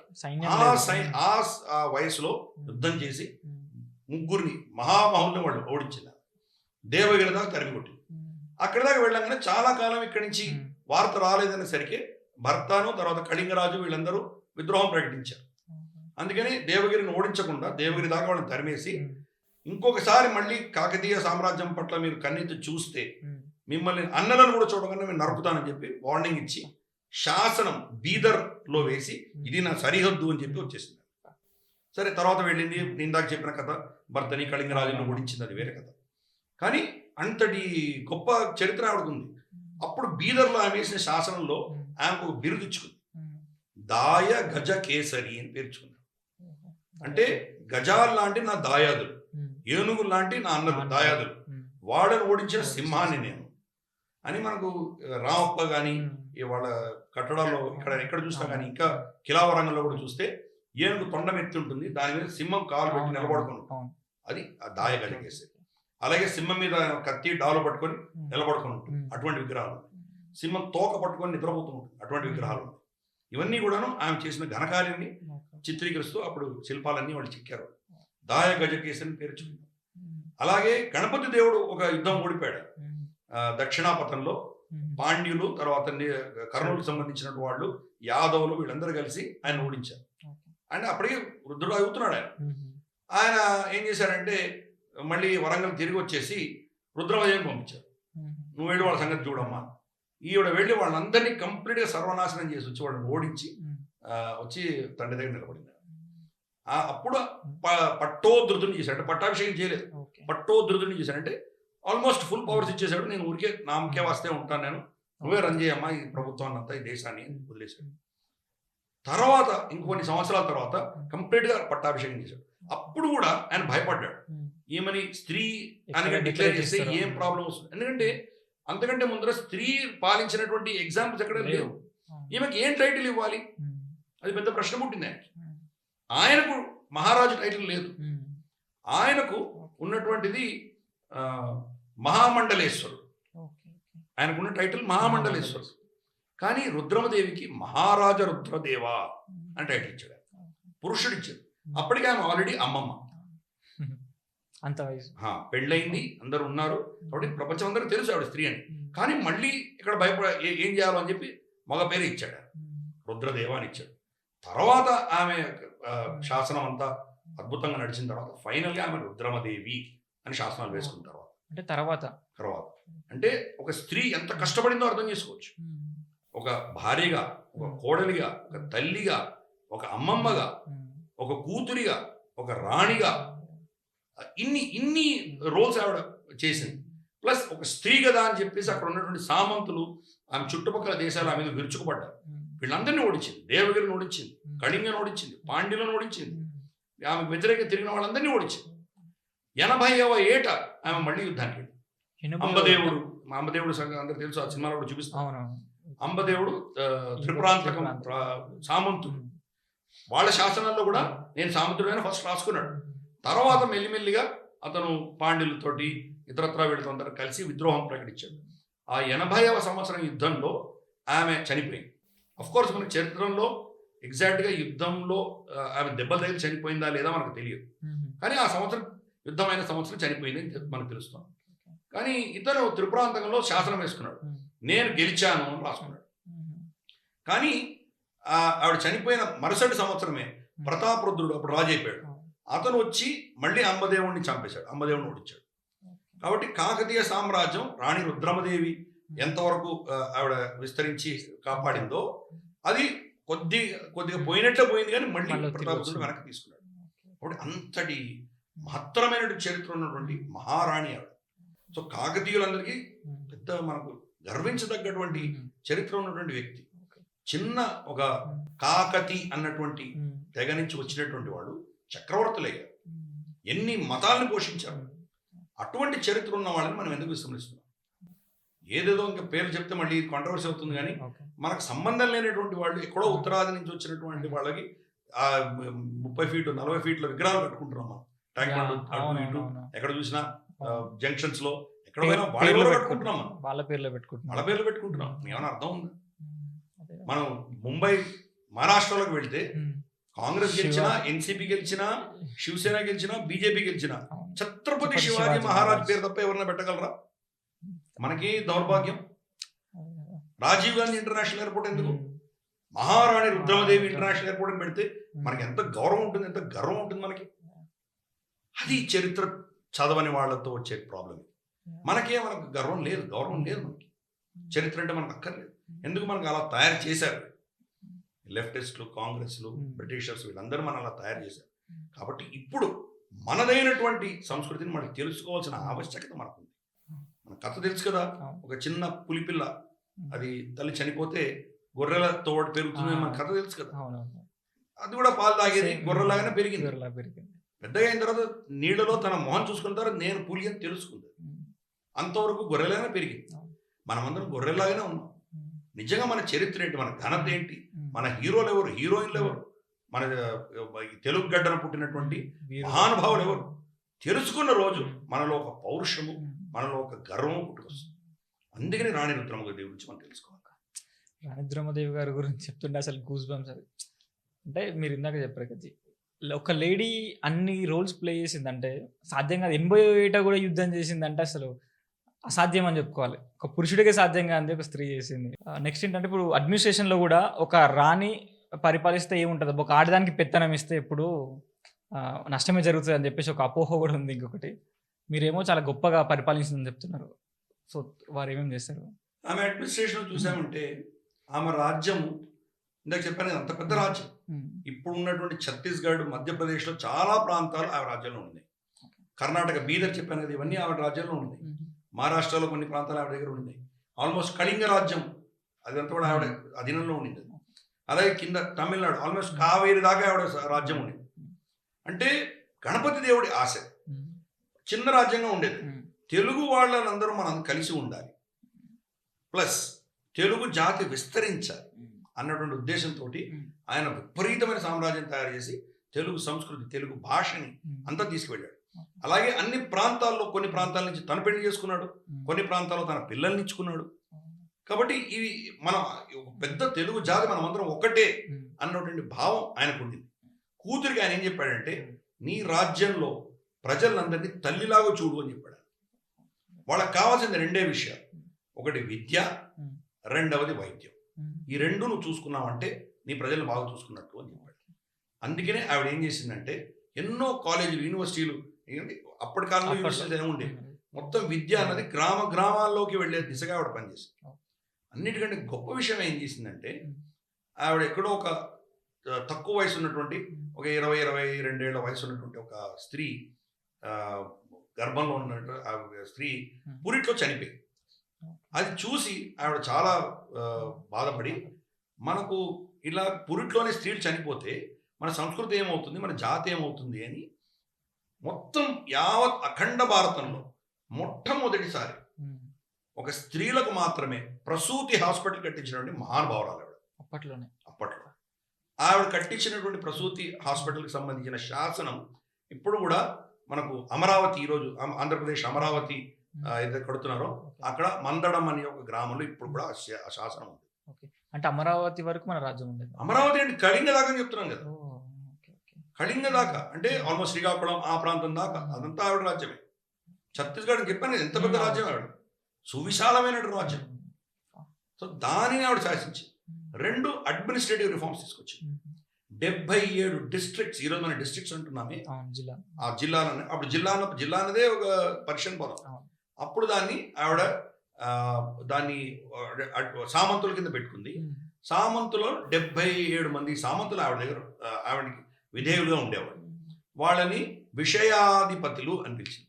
విషయం అని పేరు, దానికి డిస్ట్రిక్ట్ పేరు విషయం, విషయాధిపతులు అని పేరు పెట్టి 77 మంది. మొన్న కేసీఆర్ 37 జిల్లాలు చేయనంత వరకు కూడా ఆంధ్రప్రదేశ్, తెలంగాణ, ఆవిడ పాలించినటువంటి డిస్ట్రిక్ట్స్ ఛత్తీస్గఢ్, మహారాష్ట్ర, కర్ణాటక, తమిళనాడు, ఒడిస్సా, ఈ డిస్ట్రిక్ట్స్ 77. వావ్. రాణి రుద్రమదేవి నుంచి ఇప్పుడు బ్రిటిష్ వాళ్ళు నిజాం దాకా కూడా అవే డిస్ట్రిక్ట్ డివిజన్స్ ఉన్నాయి. ఏదో వరంగల్ ఏదో కరీంనగర్ 2 ముక్కలు చేశారు, చిన్న చిన్న మార్పులే కానీ మేజర్గా అవే 77 అడ్మినిస్ట్రేటివ్ యూనిట్స్ ఆవిడ చేసింది. కాబట్టి దానివల్ల అడ్మినిస్ట్రేషన్ ముందుకు వెళ్ళింది. 2 అన్ని జాతులని ఆవిడ కలుపుకుంది. ఇది ఇది ఉత్తమ జాతి తక్కువ జాతి అని సమస్య లేదు. గతంలో మనకు సోకాల్డ్ లెఫ్టిస్ట్ చెప్పేది ఏంటి, క్షత్రియులు వాళ్ళే పాలించారు, ఇక్కడ వెనకాల బ్రాహ్మణులు ఉండేవాళ్ళు. ఈ నెరేటివ్ కాదు, కంప్లీట్ అందరికీ ఆవిడ వెల్మలు, కాపులు, రెడ్లు అంటే వీళ్ళందరూ శూద్ర జాతికి చెందిన వాళ్ళే, గుర్తుపెట్టుకోవాలి. ఈ రోజు వాడు ఫార్వర్డ్ క్యాస్ట్ కావచ్చు according to government of India, కానీ బ్రాహ్మణులు వైశ్యులు కాని వాళ్ళందరూ శూద్రులే వాళ్ళ అప్పటి కాలంలో. అది ఒక తప్పు పదం కాదు, బూతు పదం కాదు. అందుకని చెప్తున్నాను, వాళ్ళ శాసనంలో వాళ్ళు చాలా స్పష్టంగా రాసుకున్నారు, మేము చతుర్థ కులం నుంచి వచ్చామని రాసుకున్నారు. చతుర్థ కులం నుంచి వచ్చామని రాసుకున్నారు. చంద్రగుప్త మౌర్యుడు ఎవరు? మొత్తం దేశాన్ని పాలించినటువంటి మహాసమ్రాట్ చంద్రగుప్త మౌర్యుడు. మౌర్య నెమలిని పెంచుకునేటువంటి తెగ నుంచి వచ్చినటువంటి వ్యక్తి. కాబట్టి ఈ కాన్సెప్ట్ ఏదైతే ఉందో, ఈ సోకాల్డ్ 4 క్యాస్ట్లు ఉన్నాయి, బ్రాహ్మణులు క్షత్రియులు పీడించారు, ఇది అంతా ఫేక్ నెరేటివ్. ఎక్కడా కూడాను చరిత్రలో చూస్తే లేనే లేదు. ఎక్కడో 1, 2 బ్రాహ్మణ రాజులు ఉండిండొచ్చు, అలాగే వీళ్ళు కూడా ఉన్నారు. దాహిర్ సేన్ ఆయన ఫస్ట్ రాజు, మహమ్మద్ బిన్ కాసిం చేతిలో ఓడిపోయినటువంటి రాజు, అతను బ్రాహ్మణుడు. ఇటువంటివి అక్కడెక్కడ ఉండిండొచ్చు, కానీ లార్జ్గా చూస్తే కన్నా మెజారిటీ ఈ వీళ్ళ చేతిలో సంబంధం లేనటువంటి కులాల నుంచే రాజ్యమే లేదు. శివాజీ మహారాజ్ కూడా అంతే కదా. శివాజీ మహారాజ్ క్షత్రియుడిగా చూపించే ప్రయత్నం చేశారు. మెహర్, శివాజీ మెహర్ అంటే నిజంగా చెప్పాలంటే అటువంటి జాతికి చెందినటువంటి వ్యక్తి. కానీ ఆయన మనకి ఎంత గర్వకారణం, హిందూ హృదయ సామ్రాట్, ఛత్రపతి ఆయన. కాబట్టి మనకు వీటికి సంబంధం లేకుండా సమాజం ఉండేది. దీంట్లో చీలికలు తీసుకొచ్చింది, మనలో విభేదాలు తీసుకొచ్చి విభజించడానికి ప్రయత్నం చేసే వ్యక్తులు చేశాయి. అంటే ఇప్పుడు కాకతీయులు అనగా మన గొలుసుకట్ట చెరువులు, కరెక్ట్. మనకు అప్పుడు వరదలు వచ్చాయి, గోదావరిలో కానీ కృష్ణలో కానీ, మనకు మూసీలో కానీ, వీటిలన్నింటిలో కూడా వరదలు వచ్చాయి. ఇప్పుడు వీళ్ళు ఏం చేశారు, గణపతి దేవుడి నుంచి మొదలైనవి. రుద్రమదేవి ఆఫ్ కోర్స్ ఆవిడ దాన్ని ముందుకు తీసుకెళ్ళింది. గొలుసు చెరువులు అంటే కనుక చెరువులు కట్టేది, ప్రతి గ్రామాలు 4-5 గ్రామాలకు చెరువులు కట్టించారు. వరదలు వచ్చినప్పుడు ఆ వరద నీళ్ళంతా కూడా, ముప్పు నీళ్ళంతా కూడా వీటిలోకి వచ్చి చేరేది. మళ్ళీ నీళ్లు తగ్గిపోయిన తర్వాత ఇవి నిండేవి, మామూలు నదులు ప్రవహించేవి. కరువు వచ్చినప్పుడు వీడన్నీ పుష్కలంగా నీళ్లు ఉండేవి. సో దాంతో ఆవిడ రాజ్యంలో సుభిక్షత ఉండేది. వీళ్ళు ముస్లిం రాజ్యం వచ్చిన తర్వాత వాళ్లకు సంస్కృతి లేదు, సంస్కారం లేదు. ఈ చెరువులన్నీ గండ్లు కొట్టారు. గండ్లు కొట్టి దాన్ని మళ్ళీ రిపేర్ చేయకుండా, దాంట్లో నీళ్లు నిలవకుండా కంప్లీట్ సర్వనాశనం చేశారు. దాంతో కరువు, క్షామం వచ్చింది. దాంతో తిరగబడి వాళ్ళ మీద యుద్ధం చేసేటువంటి శక్తి ఎవరికి లేదు. వాళ్ళ బతుకులే చాలా కష్టం మీద బతికేటువంటి దీనాది దీనవారి పరిస్థితి తీసుకొచ్చారు. దీన్ని కాంట్రాస్ట్ చేసి చూస్తే ఆవిడ ఎంత అద్భుతమైనటువంటి పని చేసింది. కాబట్టి ఆ అడ్మినిస్ట్రేషన్లో తల్లిగా ప్రవర్తించింది ఆవిడ, యుద్ధంలో అపర చండికలా ప్రవర్తించింది ఆవిడ. అలాగే మనం చూస్తే కనుక విధేయులైన భార్యగా ఉంది, కానీ దేశ రాణిగా ఆవిడ ధర్మాన్ని చాలా క్లియర్గా పాటించింది. ఇన్ని క్యారెక్టర్స్ ఉన్నటువంటి వ్యక్తి మన చరిత్రలో చాలా అరుదు కనిపించడం. అది ఒక స్త్రీ, అది సో కాల్డ్ అగ్రవర్ణం నుంచి వచ్చినటువంటి స్త్రీ కాదు, చిన్న కాకతి అన్నటువంటి ఒక దీని నుంచి చతుర్థ కులం నుంచి వచ్చినటువంటి వ్యక్తి. కాబట్టి ఇది మనం తెలుసుకోలేదు, ఇంతవరకు మనకు తెలియదు అన్నటువంటి విషయమే మన సిగ్గు చెందాలి. అంతటి మహారాణి గురించి, అంతటి మహా వ్యక్తి గురించి మనం తెలుసుకోకపోతే మరి మనకు పుట్టుగతులు ఉంటాయి. ఇంకోటి ముఖ్యంగా అంటే దక్షిణ పదం అనగానే మనకి దేవాలయాలు గుర్తొస్తాయి. ముఖ్యంగా మనం చూస్తే తమిళనాడు, తంజావూరు లాంటి కొన్ని ఒక మంచి దేవాలయాల గురించి మనం ఆలోచిస్తుంటాం.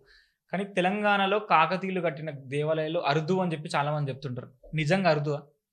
అరుదు కానీ కాదు. ఇప్పుడు మనం వాళ్ళు కట్టినటువంటి గుళ్ళు మనకు కరీంనగర్, వరంగల్ ఎక్కడ పోయినా గుళ్ళు కనిపిస్తాయి. ఒకసారి తురక రాజ్యం వచ్చిన తర్వాత చాలా ధ్వంసం చేశారు. అలంపూర్ ఏంటది? జోగులాంబ. అక్కడ మస్జిద్ ఎలా వచ్చింది? అక్కడ వేములవాడ ఎలా పెట్టారు మధ్యలో తీసుకొచ్చి? అదే పనిగా దీన్ని భ్రష్టత్వం చేయడానికి చేశారు. అలంపూర్ జోగులాంబలో కూడా సమాధులు ఉంటాయి. వాళ్ళే అమ్మవారి గురించి, అయ్యవారి గురించి సమాధులు ఉంటాయి మధ్యలో. వాళ్ళు అదే పనిగా చేశారు. మనల్ని పీడించడానికి, మనల్ని ఇన్సల్ట్ చేయడానికి చేశారు. ఇప్పుడు కూడా మనం చూస్తే కనుక వీధుల్లో మధ్యలో దర్గాలు ఎందుకు పెట్టారు, వాళ్ళ సమాధులు ఎందుకు పెట్టారు వాళ్ళు? ఇస్లాంలో అది పర్మిటెడ్ కాదు. ఇస్లాంలో, ఇస్లాం మతంలోనే షిర్క్ అంటారు. అంటే షిర్క్ అంటే కనుక ఒక వస్తువుని ఏది పూజ చేయకూడదు.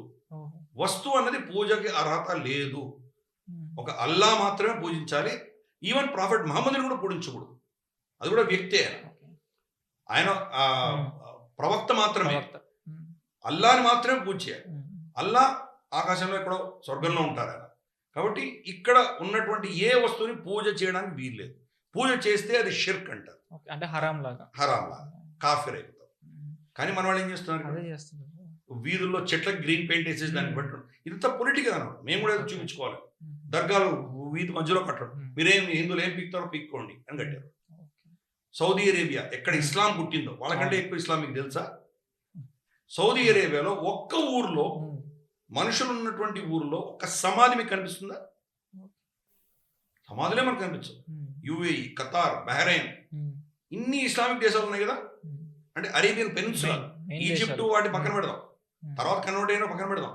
కోర్ ప్రాఫెట్ మహమ్మద్ ఉన్నప్పుడు ఉన్నటువంటి అరేబియాలో ఒక్క ఊర్లో అయినా మీకు ఈ సమాధి కనిపిస్తాయా? ప్లస్ వాళ్ళది ఏంటంటే సమాధిని తీసి ఇంకో దగ్గర షిఫ్ట్ చేయొచ్చు. ఊరు పెరిగిందంటే ఊరు బయట ఎక్కడో పెట్టుంటారు. ఊరు పెద్దదైందంటే ఆ సమాధిని తీసి ఇంకా కూడా తీసుకెళ్ళి పెడతారు, షిఫ్ట్ చేస్తారు. ఇన్ఫ్యాక్ట్ మదీనాకు వెళ్ళి మదీనాలో ఉన్నటువంటి ప్రాఫెట్ మహమ్మద్ సమాధిని అక్కడ నమాజ్ చేసి అక్కడ దండం పెట్టి దానికి పూజలు చేసి వచ్చేవాళ్ళు, అంటే వాళ్ళ దృష్టిలో పూజ చేసి వచ్చేవాళ్ళు మన అఖండ భారతం నుంచి వెళ్ళిన వాళ్ళే. ఇక్కడ ముస్లిమ్సే, ఇండియా ముస్లిమ్స్ కావచ్చు, ఆఫ్ఘనిస్తాన్ కావచ్చు, పాకిస్తాన్, బంగ్లాదేశ్, ఈ వీళ్ళే అక్కడ వెళ్ళి చేసి వస్తారు. అందుకనే మా ఇప్పుడున్నటువంటి కింగ్ సల్మాన్ కంటే ముందర ఉన్నటువంటి రాజులు వాళ్ళు ఏమనుకున్నారంటే ఇది కాఫిరానా, ఇది షిర్క్, ఇది చేయకూడదు. ప్రాఫెట్ మహమ్మద్ సమాధిని ఇక్కడి నుంచి షిఫ్ట్ చేసి ఎక్కడో ఎవరికి తెలియని ప్లేస్లో దీన్ని మనం షిఫ్ట్ చేసేద్దాము, ఈ పూజలు ఆగిపోతాయి అని చెప్పి వాళ్ళు నిర్ణయించుకున్నారు. కానీ తర్వాత కొంతమంది చెప్పండి చాలా మనకు ఫండింగ్ వస్తుంది, పైసలు వస్తాయి, వదిలే ఇప్పుడు తర్వాత చూద్దామని వదిలేశారు, పొలిటికల్ వదిలేశారు.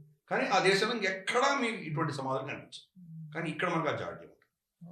అందుకని వాళ్ళు కట్టించిన గుళ్ళన్నీ ఎక్కడ చూసినా ధర్మపురి గుళ్ళో వాళ్ళు మసీదు కట్టారు వాళ్ళు.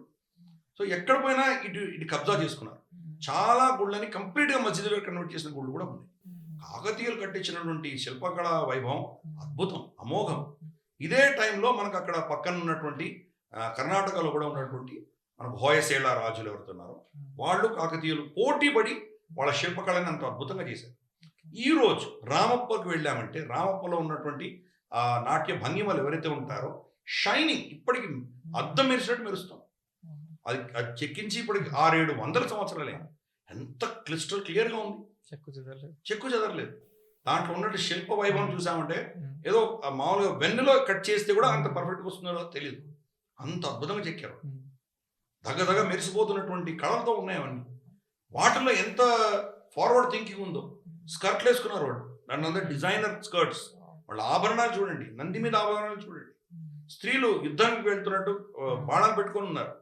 ఏదో స్నానం చేసి వస్తే కోతి ఏదో చీర లాగుతున్నట్టు, ఒకటి కోతి ముళ్ళు తీస్తున్నది అంటే అస్త్రాలు పట్టుకొని ఉన్నటువంటి వాళ్ళు, నాగ జాతికి చెందినటువంటి స్త్రీలని ఎన్నో దాంట్లో పొందుపరిచారు. సో ఇంత అడ్వాన్స్డ్, స్త్రీలకు అంత స్వతంత్రం ఉన్నటువంటిది, శిల్పకళ వైభవం ఉన్నటువంటి అద్భుతమైనటువంటి సామ్రాజ్యం. కాబట్టి వాళ్ళు గుళ్ళు కట్టలేదు అనడం చాలా ఎంత మూర్ఖత్వం. వాళ్ళ మొత్తం సామ్రాజ్యంలో ఈ గుళ్ళు ఉన్నాయి.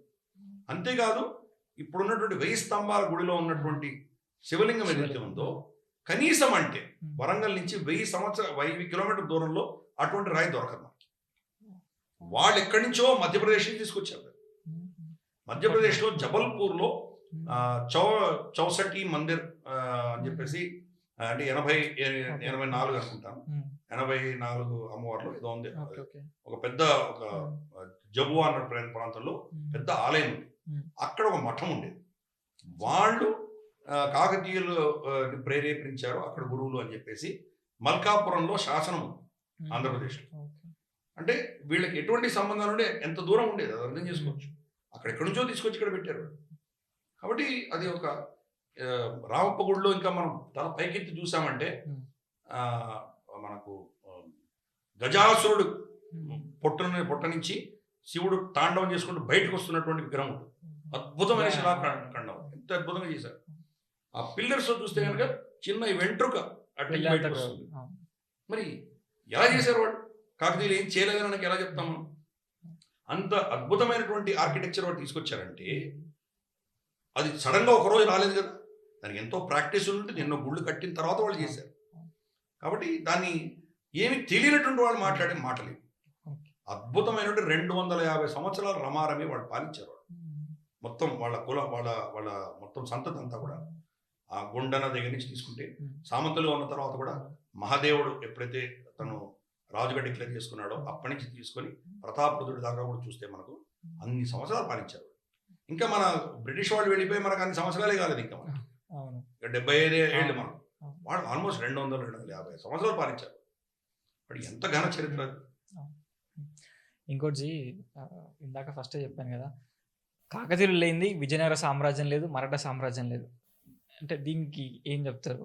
అంటే ప్రతాపరుద్రుడు అప్పటికి చాలా దెబ్బలు తగిలి ఉన్నాడు.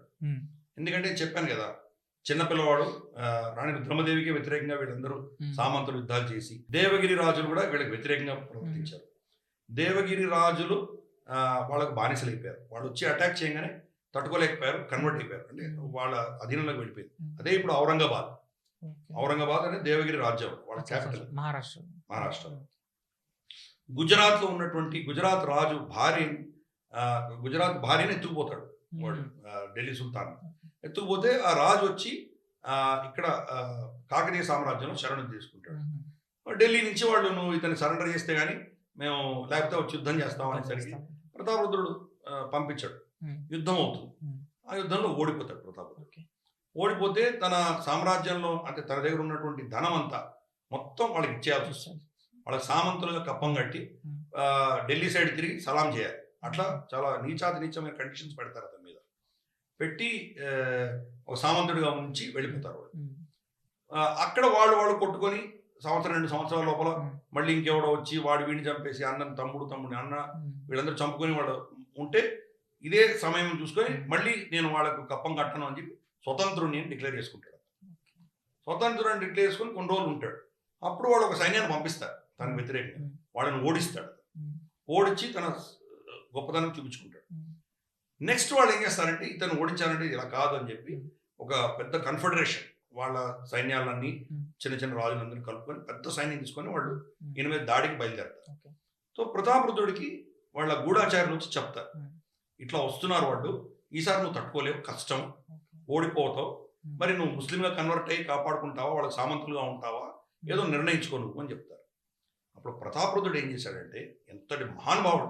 ఇందాక చెప్పాను కదా, గెలిచిన వాడే చరిత్ర రాస్తారు, ఓడిపోయిన వాళ్ళ చరిత్ర మనకు చెప్పరు వాళ్ళు. ప్రతాపరుద్రుడు చేసిన ఘనకార్యం గొప్ప విషయాలు ఏంటంటే, ఆయన రాజ్యంలో ఉన్నటువంటి ఇంటలెక్చువల్స్, విజ్ఞానవంతులు, బుద్ధి ఉన్నవాడు, బాగా చదువుకున్నటువంటి వాడు, వేద పండితులు కావచ్చు, వాళ్ళు శాస్త్రవేత్తలు కావచ్చు, మ్యాథమెటిషియన్స్ కావచ్చు, ఇటువంటి వాళ్ళని అందరినీ తీసుకొని గోదావరి లంకలలో వాళ్ళని పంపించేశాడు. గోదావరి అప్పుడు ఆయన సామ్రాజ్యమే కదా. గోదావరి మనకి ఏ నది అవుతుందంటే సముద్రానికి వెళ్లే ముందర చీలిపోతుంది, పాయలుగా చీలుతుంది. పాయలుగా చీలిగా ఆ మధ్యలో ఐలాండ్స్ ఉంటాయి. గోదావరి కృష్ణ లంకలు ఎలా ఉండేవంటే కీంకారణ్యాలుగా ఉండేవి. మనుషులు వెళ్ళేవాళ్ళు కాదు. వర్షాకాలంలో వరదలు వచ్చాయి, ఎందుకంటే ఎవరు వెళ్ళేవాళ్ళు కదా. పుళ్ళు, ఎలుగుబంట్లు, పాములు ఇవన్నీ ఉండేవి. కానీ వీళ్ళని అక్కడ పంపించారు. అందుకనే అక్కడ మనం చూస్తే కనుక అక్కడ సంస్కృతి వీళ్ళు వెళ్ళి స్థాపించారు. అగ్రహారాలు ఇచ్చేసాడు వాళ్ళకి, వెళ్ళి మీరు ఉండమన్నాడు. అంటే మన సంస్కృతి బతుకుతుంది, నేను పోయినా పర్వాలేదు అని దాన్ని కాపాడు. ఈరోజు మొత్తం ప్రపంచవ్యాప్తంగా వేదాల యొక్క స్వరం, ఉచ్చారణ పర్ఫెక్ట్గా ఎక్కడైనా ఉందంటే అది అమలాపురం, కోనసీమలో ఉంది, గోదావరి జిల్లా. ఎట్లా ప్రొటెక్ట్ చేశాడు. సో అది ఆయన చేసిన ఘనకార్యం. మన సంస్కృతిని, మన వాంగ్మయాన్ని, మన పరంపరని కాపాడాడు. రెండు, ఆయన దగ్గర ఉన్నటువంటి ఖజానా అంతా, వీడొస్తే కొల్లగొడతాడు, వీడు ఎత్తుకుపోతాడని తెలిసి ఆయన ఏం చేశాడంటే ఈ మొత్తం ఖజానాని విద్యారణ్య తీర్థులకు ఇచ్చేశాడు. విద్యారణ్య తీర్థులు ఎవరు? ఆయన వరంగల్ నుంచి వచ్చినటువంటి వ్యక్తి. వరంగల్ నుంచి వెళ్ళి ఆయన శృంగేరి పీఠాధిపతి అయ్యారు. శృంగేరి పీఠాధిపతిగా ఉన్న వ్యక్తి శృంగేరి ఎక్కడో ఉంది దక్షిణంలో, కర్ణాటకలో ఎక్కడో ఉంది. ఈ ధనం అంతా ఆయన తీసుకెళ్ళి అక్కడ దాచిపెట్టుకున్నారు. వీళ్ళు అక్కడ దాకా వెళ్ళాలంటే చాలా కష్టం. ఇంకా అక్కడి నుంచి కనీసం ఒక 1000 కిలోమీటర్లు వెళ్ళాలి. ప్లస్ 1000 కిలోమీటర్లు వెళ్ళాలంటే ఒక సంవత్సరం పడుతుంది. అది కూడా కొండ ప్రాంతంలో ఎక్కడో ఆయన దాచుకున్నాడు. కాబట్టి ఆయన ఎవరు దొరకదు. అక్కడ వెళ్ళి నిక్షిప్తం చేశారు. ప్రతాపరుద్రుడు నేను పోతాను, నేను పోయిన తర్వాత సమయం చూసుకొని వీళ్ళు కొట్టుకుని చేస్తారు, వీళ్ళకి సంస్కృతి లేదు, పాడలేదు, సమయం చూసుకొని నువ్వు హిందూ సామ్రాజ్యాన్ని స్థాపించు అని చెప్పి విద్యారణ్యులకు ఇచ్చేస్తారు. అప్పుడు మనకి తర్వాత చరిత్ర తెలిసిందే, అతను ఓడిపోతాడు, బందీ చేసి ఢిల్లీకి తీసుకెళ్లే ప్రయత్నం చేస్తారు. వాళ్ళ ముస్లిం చరిత్రలో ఏం చెప్పారంటే నర్మదాలో దుంకి ఆయన ఆత్మాహుతి చేసుకున్నాడు అని రాసుకున్నారు. కానీ మన కొంతమంది ఇతిహాసకారులు ఏం చెప్తారంటే నర్మదా దాకా ఎందుకు వెళ్తాడు ఆయన, పెద్ద నది, వాళ్ళకి నదిలో వాళ్ళకి పెద్ద తెలియదు వాళ్ళ తురుకోళ్ళకి, కాబట్టి ఇక్కడే చనిపోయారు అని చెప్పి వీళ్ళ వర్షం.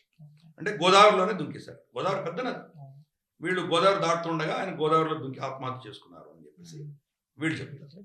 సో ఇది చరిత్ర. మొత్తానికి ఆయన ఆత్మహత్య చేసుకున్నట్టు మనకు చరిత్ర చెప్తోంది.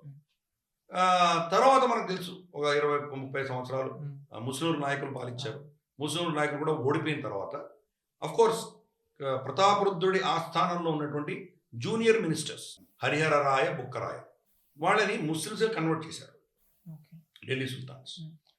ఐ థింక్ గియాసుద్దీన్, షంషుద్దీన్ అనుకుంటాను, ఏదో పేరు పెట్టి కన్వర్ట్ చేశారు. కానీ వరంగల్ నుంచి వచ్చినటువంటి విద్యారణ్య తీర్థులు వీళ్లలో ఉన్నటువంటి శక్తిని ఆయన గుర్తించి వాళ్ళని మెల్లిగా గర్వాప్సి చేశారు. గర్వాప్సి చేసి వాళ్ళకి శుద్ధి చేసి వాళ్ళతోటి విజయనగర సామ్రాజ్యం స్థాపించారు. అంత పెద్ద విజయనగర సామ్రాజ్యాన్ని స్థాపించడానికి పైసలు ఎక్కడి నుంచి వచ్చాయి? సామ్రాజ్యాన్ని, సైన్యాన్ని పోషించాలి, సామంతులను మెయింటైన్ చేయాలి, అడ్మినిస్ట్రేషన్ మెయింటైన్ చేయాలి, ఇవన్నీ ఎక్కడి నుంచి వస్తాయి పైసలు? ప్రతాపరుద్రుడు ఇచ్చింది, కాకతీయుల నుంచి వచ్చింది. విజయనగర సామ్రాజ్యం మళ్ళీ ఫైనల్గా పతనం చెందిన తర్వాత మనం చూస్తే కనుక శివాజీ మహారాజ్ కూడా వచ్చి ఈ విజయనగర సామ్రాజ్యం దక్షిణాల్లో ఉన్నటువంటి వాళ్ళ కంట్రోల్లో ఉన్నటువంటి తమిళనాడు, ఈ ప్రాంతంలో సింజి, అక్కడికి వెళ్ళి తలదాచుకున్నారు. ప్లస్ ఇది కంటిన్యూషన్, అంటే కాకతీయులు చేసిన దాని కంటిన్యూషన్ విజయనగరం తర్వాత వచ్చింది శివాజీ మహారాజ్. కాబట్టి మన దక్షిణాపథంలో, అంటే మనకి ఈరోజు దక్షిణం అంటే 4 స్టేట్స్ అనుకుంటున్నాం, 4-5 స్టేట్స్ అనుకుంటున్నాం, కానీ వింధ్యా పర్వతాల కింద ఉన్నదంతా డక్కన్ కింద లెక్క, మహారాష్ట్ర కూడా దాంట్లోకి వస్తుంది. ఇక్కడంతా కూడాను ఉత్తర భారతదేశంలో వాళ్ళు కంప్లీట్ గా వాళ్ళకి వశమైపోయి ఓడిపోయి వాళ్ళు అక్సెప్ట్ చేసినా పోరాటం చేస్తూనే ఉన్నాం, మనము పోరాటం చేసినాం. అలాగే రాజస్థాన్, రాజ్పుటానాలో రాజ్పుతులు యుద్ధం చేశారు. అలాగే ఈశాన్య రాష్ట్రాల్లో అహోం రాజులు వాళ్ళు యుద్ధం చేశారు, లచిత్ బర్పూర్. కాబట్టి దేశవ్యాప్తంగా పోరాటం చేస్తూనే ఉన్నాము. ఎన్ని పోరాటాలు చేస్తేనే ఈరోజు మనం హిందువులుగా ఉన్నాము, సనాతనులుగా ఉన్నాం, అయితే ఎప్పుడో కన్వర్ట్ అయిపోయి ఉండేవాళ్ళం. కాబట్టి దీనికి మూల కారణం మన దక్షిణాపథంలో విజయనగర సామ్రాజ్యం కూడా పుట్టడానికి కారణం కాకతీయులు. ఇలాంటి ఒక చరిత్రని మనం తెలుసుకోకపోతే ఇప్పటికి కూడా స్టిల్ మనంత దౌర్భాగ్యం ఇంకెవరికి లేదని చెప్పుకోవాలి. ఎందుకంటే చరిత్ర పుస్తకాలు అందరు టెక్స్ట్ బుక్లు ఉంటేనే చదవాలని అనుకుంటారు, కానీ నిజమైన చరిత్రని తెలుసుకుందామని చెప్పి ఇంట్రెస్ట్ చదివే వాళ్ళు ఎంతమంది అంటే అది పెద్ద క్వశ్చన్ మార్క్ అది కూడా. సో అలాంటి వాళ్ళకి ఒక పాడ్కాస్ట్ అని మనం చూపించవచ్చు. తప్పకుండా మన చరిత్రని విస్మరించిన వాళ్ళని ఫస్ట్ చెప్పాను కదా, మళ్ళీ దీన్ని పునర్జీవించాల్సిన దౌర్భాగ్యం పడుతుంది వాళ్ళకి. మన చరిత్ర మనల్ని ఎప్పుడు కూడాను మనం ఎవరో అని గుర్తు చేస్తుంది. మన పెద్దలు చేసినటువంటి త్యాగాల వల్లే ఈరోజు మనం ఉన్నాం, లేకపోతే మనం లేము. కాబట్టి అటువంటి మహానుభావాల్ని మనం స్మరించుకుంటే కానీ మనకు నిష్కృతి లేదు. అందుకనే మనం లోక్మంథన్ అన్న కార్యక్రమంలో రాణి రుద్రమదేవిని ముందుకు తీసుకొస్తున్నాం. లోక్మంథన్ అంటే లోక్మంథన్ అని చెప్పి 4 రోజుల కార్యక్రమం చేస్తున్నాం మనం. నవంబర్ 21 నుంచి 24 వరకు చేస్తున్నాము. దాంట్లో నవంబర్ 21 మనం ఒక ఎగ్జిబిషన్, తర్వాత కళలు ఇవన్నీ ఆవిష్కరించుకుంటాం. అంటే శిల్పారామంలో జరుగుతుంది. శిల్పకళా వేదికలో సెమినార్ కాన్ఫరెన్స్ జరుగుతుంది. అది 22 నుంచి స్టార్ట్ అవుతాయి. Honourable president of India Draupadi Murmu garu వస్తున్నారు దాని ఉద్ఘాటన. అలాగే RSS చీఫ్ మోహన్ భాగవత్ జీ, ఆయన 4 రోజులు ఉండబోతున్నారు. అంత సీరియస్ గా తీసుకుంటారు. అక్కడ మనం మెయిన్ థీమ్ రాణి రుద్రమదేవిని ప్రజెంట్ చేస్తున్నాం. రాణి రుద్రమదేవి ఒక విగ్రహం అక్కడ ఆవిష్కరించేటువంటి ప్రయత్నం చేస్తున్నాం మనం. ఆ విగ్రహం కూడా మనకు ఎవిడెన్స్ ఆధారంగా చేస్తున్నాం. అంటే ఆ శిల్పాలలో ఎలా ఉంది, శాసనాలు ఎలా ఉంది, ఈ వీటి ఆధారంగా ఒక విగ్రహాన్ని తయారు చేస్తున్నాం. మామూలుగా మనకు పాపులర్ గా రాణి రుద్రమదేవి విగ్రహం ఏంటి, గుర్రం మీద కత్తి పట్టుకుని, అంటే కింద లేబుల్ తీసేస్తే అది రాణి లక్ష్మి ఝాన్సీబాయి కూడా అనొచ్చు. అలా కాకుండా ఆవిడ పాలించినటువంటి ఒక రాణి, అడ్మినిస్ట్రేషన్ ఒక రూలర్ గా మనం చిత్రీకరించాలి కదా. అందుకనే సింహాసనం మీద కూర్చొని పరిపాలన చేస్తున్నటువంటి వ్యక్తిగా, కానీ యుద్ధం చేసే కత్తి కూడా ఆవిడ దగ్గర ఉంటుంది. అటువంటి వ్యక్తిని మనం దాంట్లో చిత్రీకరిస్తున్నాము. సో చాలా దీన్ని ఎన్నో ఎవిడెన్స్లు తీసుకొని ఆ విగ్రహాన్ని తయారు చేస్తున్నాము. అది అక్కడ ఆవిష్కరిస్తాం మనం. అలాగే అక్కడ ఒక శిల్పకళా వేదికలో రాణి రుద్రమదేవికి సంబంధించిన ఒక నాటిక కూడా మనం ప్లాన్ చేస్తున్నాము. ఇవన్నీ ఏంటంటే ఈ నెరేటివ్స్ తీసుకురావడం. రుద్రమదేవి మీద నాటికలు చాలా ఉన్నాయి, కానీ ఈ జనరల్ ఏవైతే నెరేటివ్స్ ఇరుక్కున్నామో అవే దాంట్లో మనకు కనిపిస్తాయి. అలా కాకుండా ఈవెన్ సినిమా కూడా చెప్పాను కదా, దాంట్లో ఈ నెరేటివ్ వారిలో వాడు దాన్నే ముందుకు తీసుకెళ్ళారు. అలా కాకుండా నిజ చరిత్ర ఏంటి అన్న దాంట్లో మనం ఈ తప్పులని మళ్ళీ కరెక్ట్ చేస్తూ నిజ చరిత్రను తీసుకొచ్చే ప్రయత్నం మనం చేస్తున్నాము. కాబట్టి దాన్ని ప్రజలందరూ కూడా శిల్పారామంకి వెళ్ళి రాణి రుద్రమదేవిని చూసి సెల్ఫీలు తీసుకోండి, ఆవిడని మొత్తం దేశవ్యాప్తంగా ప్రపంచవ్యాప్తంగా స్ప్రెడ్ చేయండి, గర్వంగా చెప్పుకోండి మా రాణి అని. ఆవిడ యొక్క ఘనతని మళ్ళీ మనం రీక్రియేట్ చేయవలసిన బాధ్యత ప్రతి ఒక్కరి మీద ఉంది. అంటే రాణి రుద్రమాదేవి గారి పేరు మీద ఒక రోజుని కేటాయిస్తే ఇంకా బాగుంటుంది అంటే నేను అనుకుంటున్నాను. తప్పకుండా ఒక రోజు ఏంటి, మనం దానికి చాలా సీరియస్ చేయాలి. ఆవిడ పుట్టినప్పుడో తెలీదు, చనిపోయినప్పుడో తెలియదు, వీటి మీద చాలా కాంట్రవర్సీస్ ఉన్నాయి.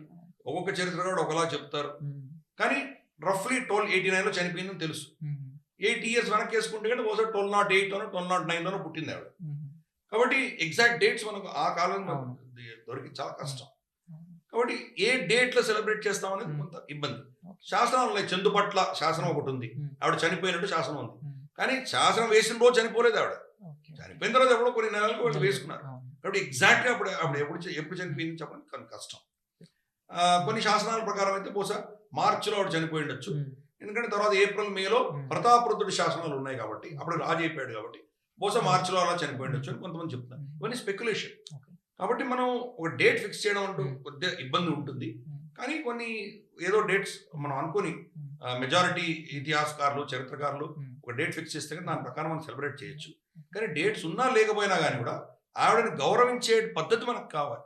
బహుశా ట్యాంక్ బండ్ మధ్యలో ఆవిడ అద్భుతమైనటువంటి విగ్రహాన్ని ఆవిష్కరించుకోవాలి, ఇంకేముంది.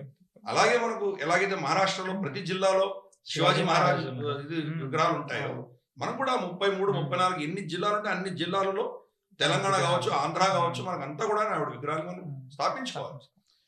చూస్తేనే పిల్ల దాన్ని చూసి గర్వించదగ్గటువంటి పరిస్థితి మనం తీసుకురావాలి. ఆవిడని మళ్ళీ చరిత్ర నుంచి బయటికి తీసుకొచ్చి అటువంటి మహానుభావురాల్ని మళ్ళీ మన రాబోయే తరానికి పరిచయం చేయవలసిన బాధ్యత మనకు ఉంది.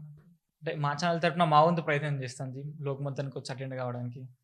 తప్పకుండా. అలాగే మీ ప్రేక్షకులందరూ కూడా వస్తారని నేను వాళ్ళు కోరుకుంటాను. తప్పకుండా మా వంతు ప్రయత్నం చేస్తాను. ధన్యవాదాలు. నమస్తే.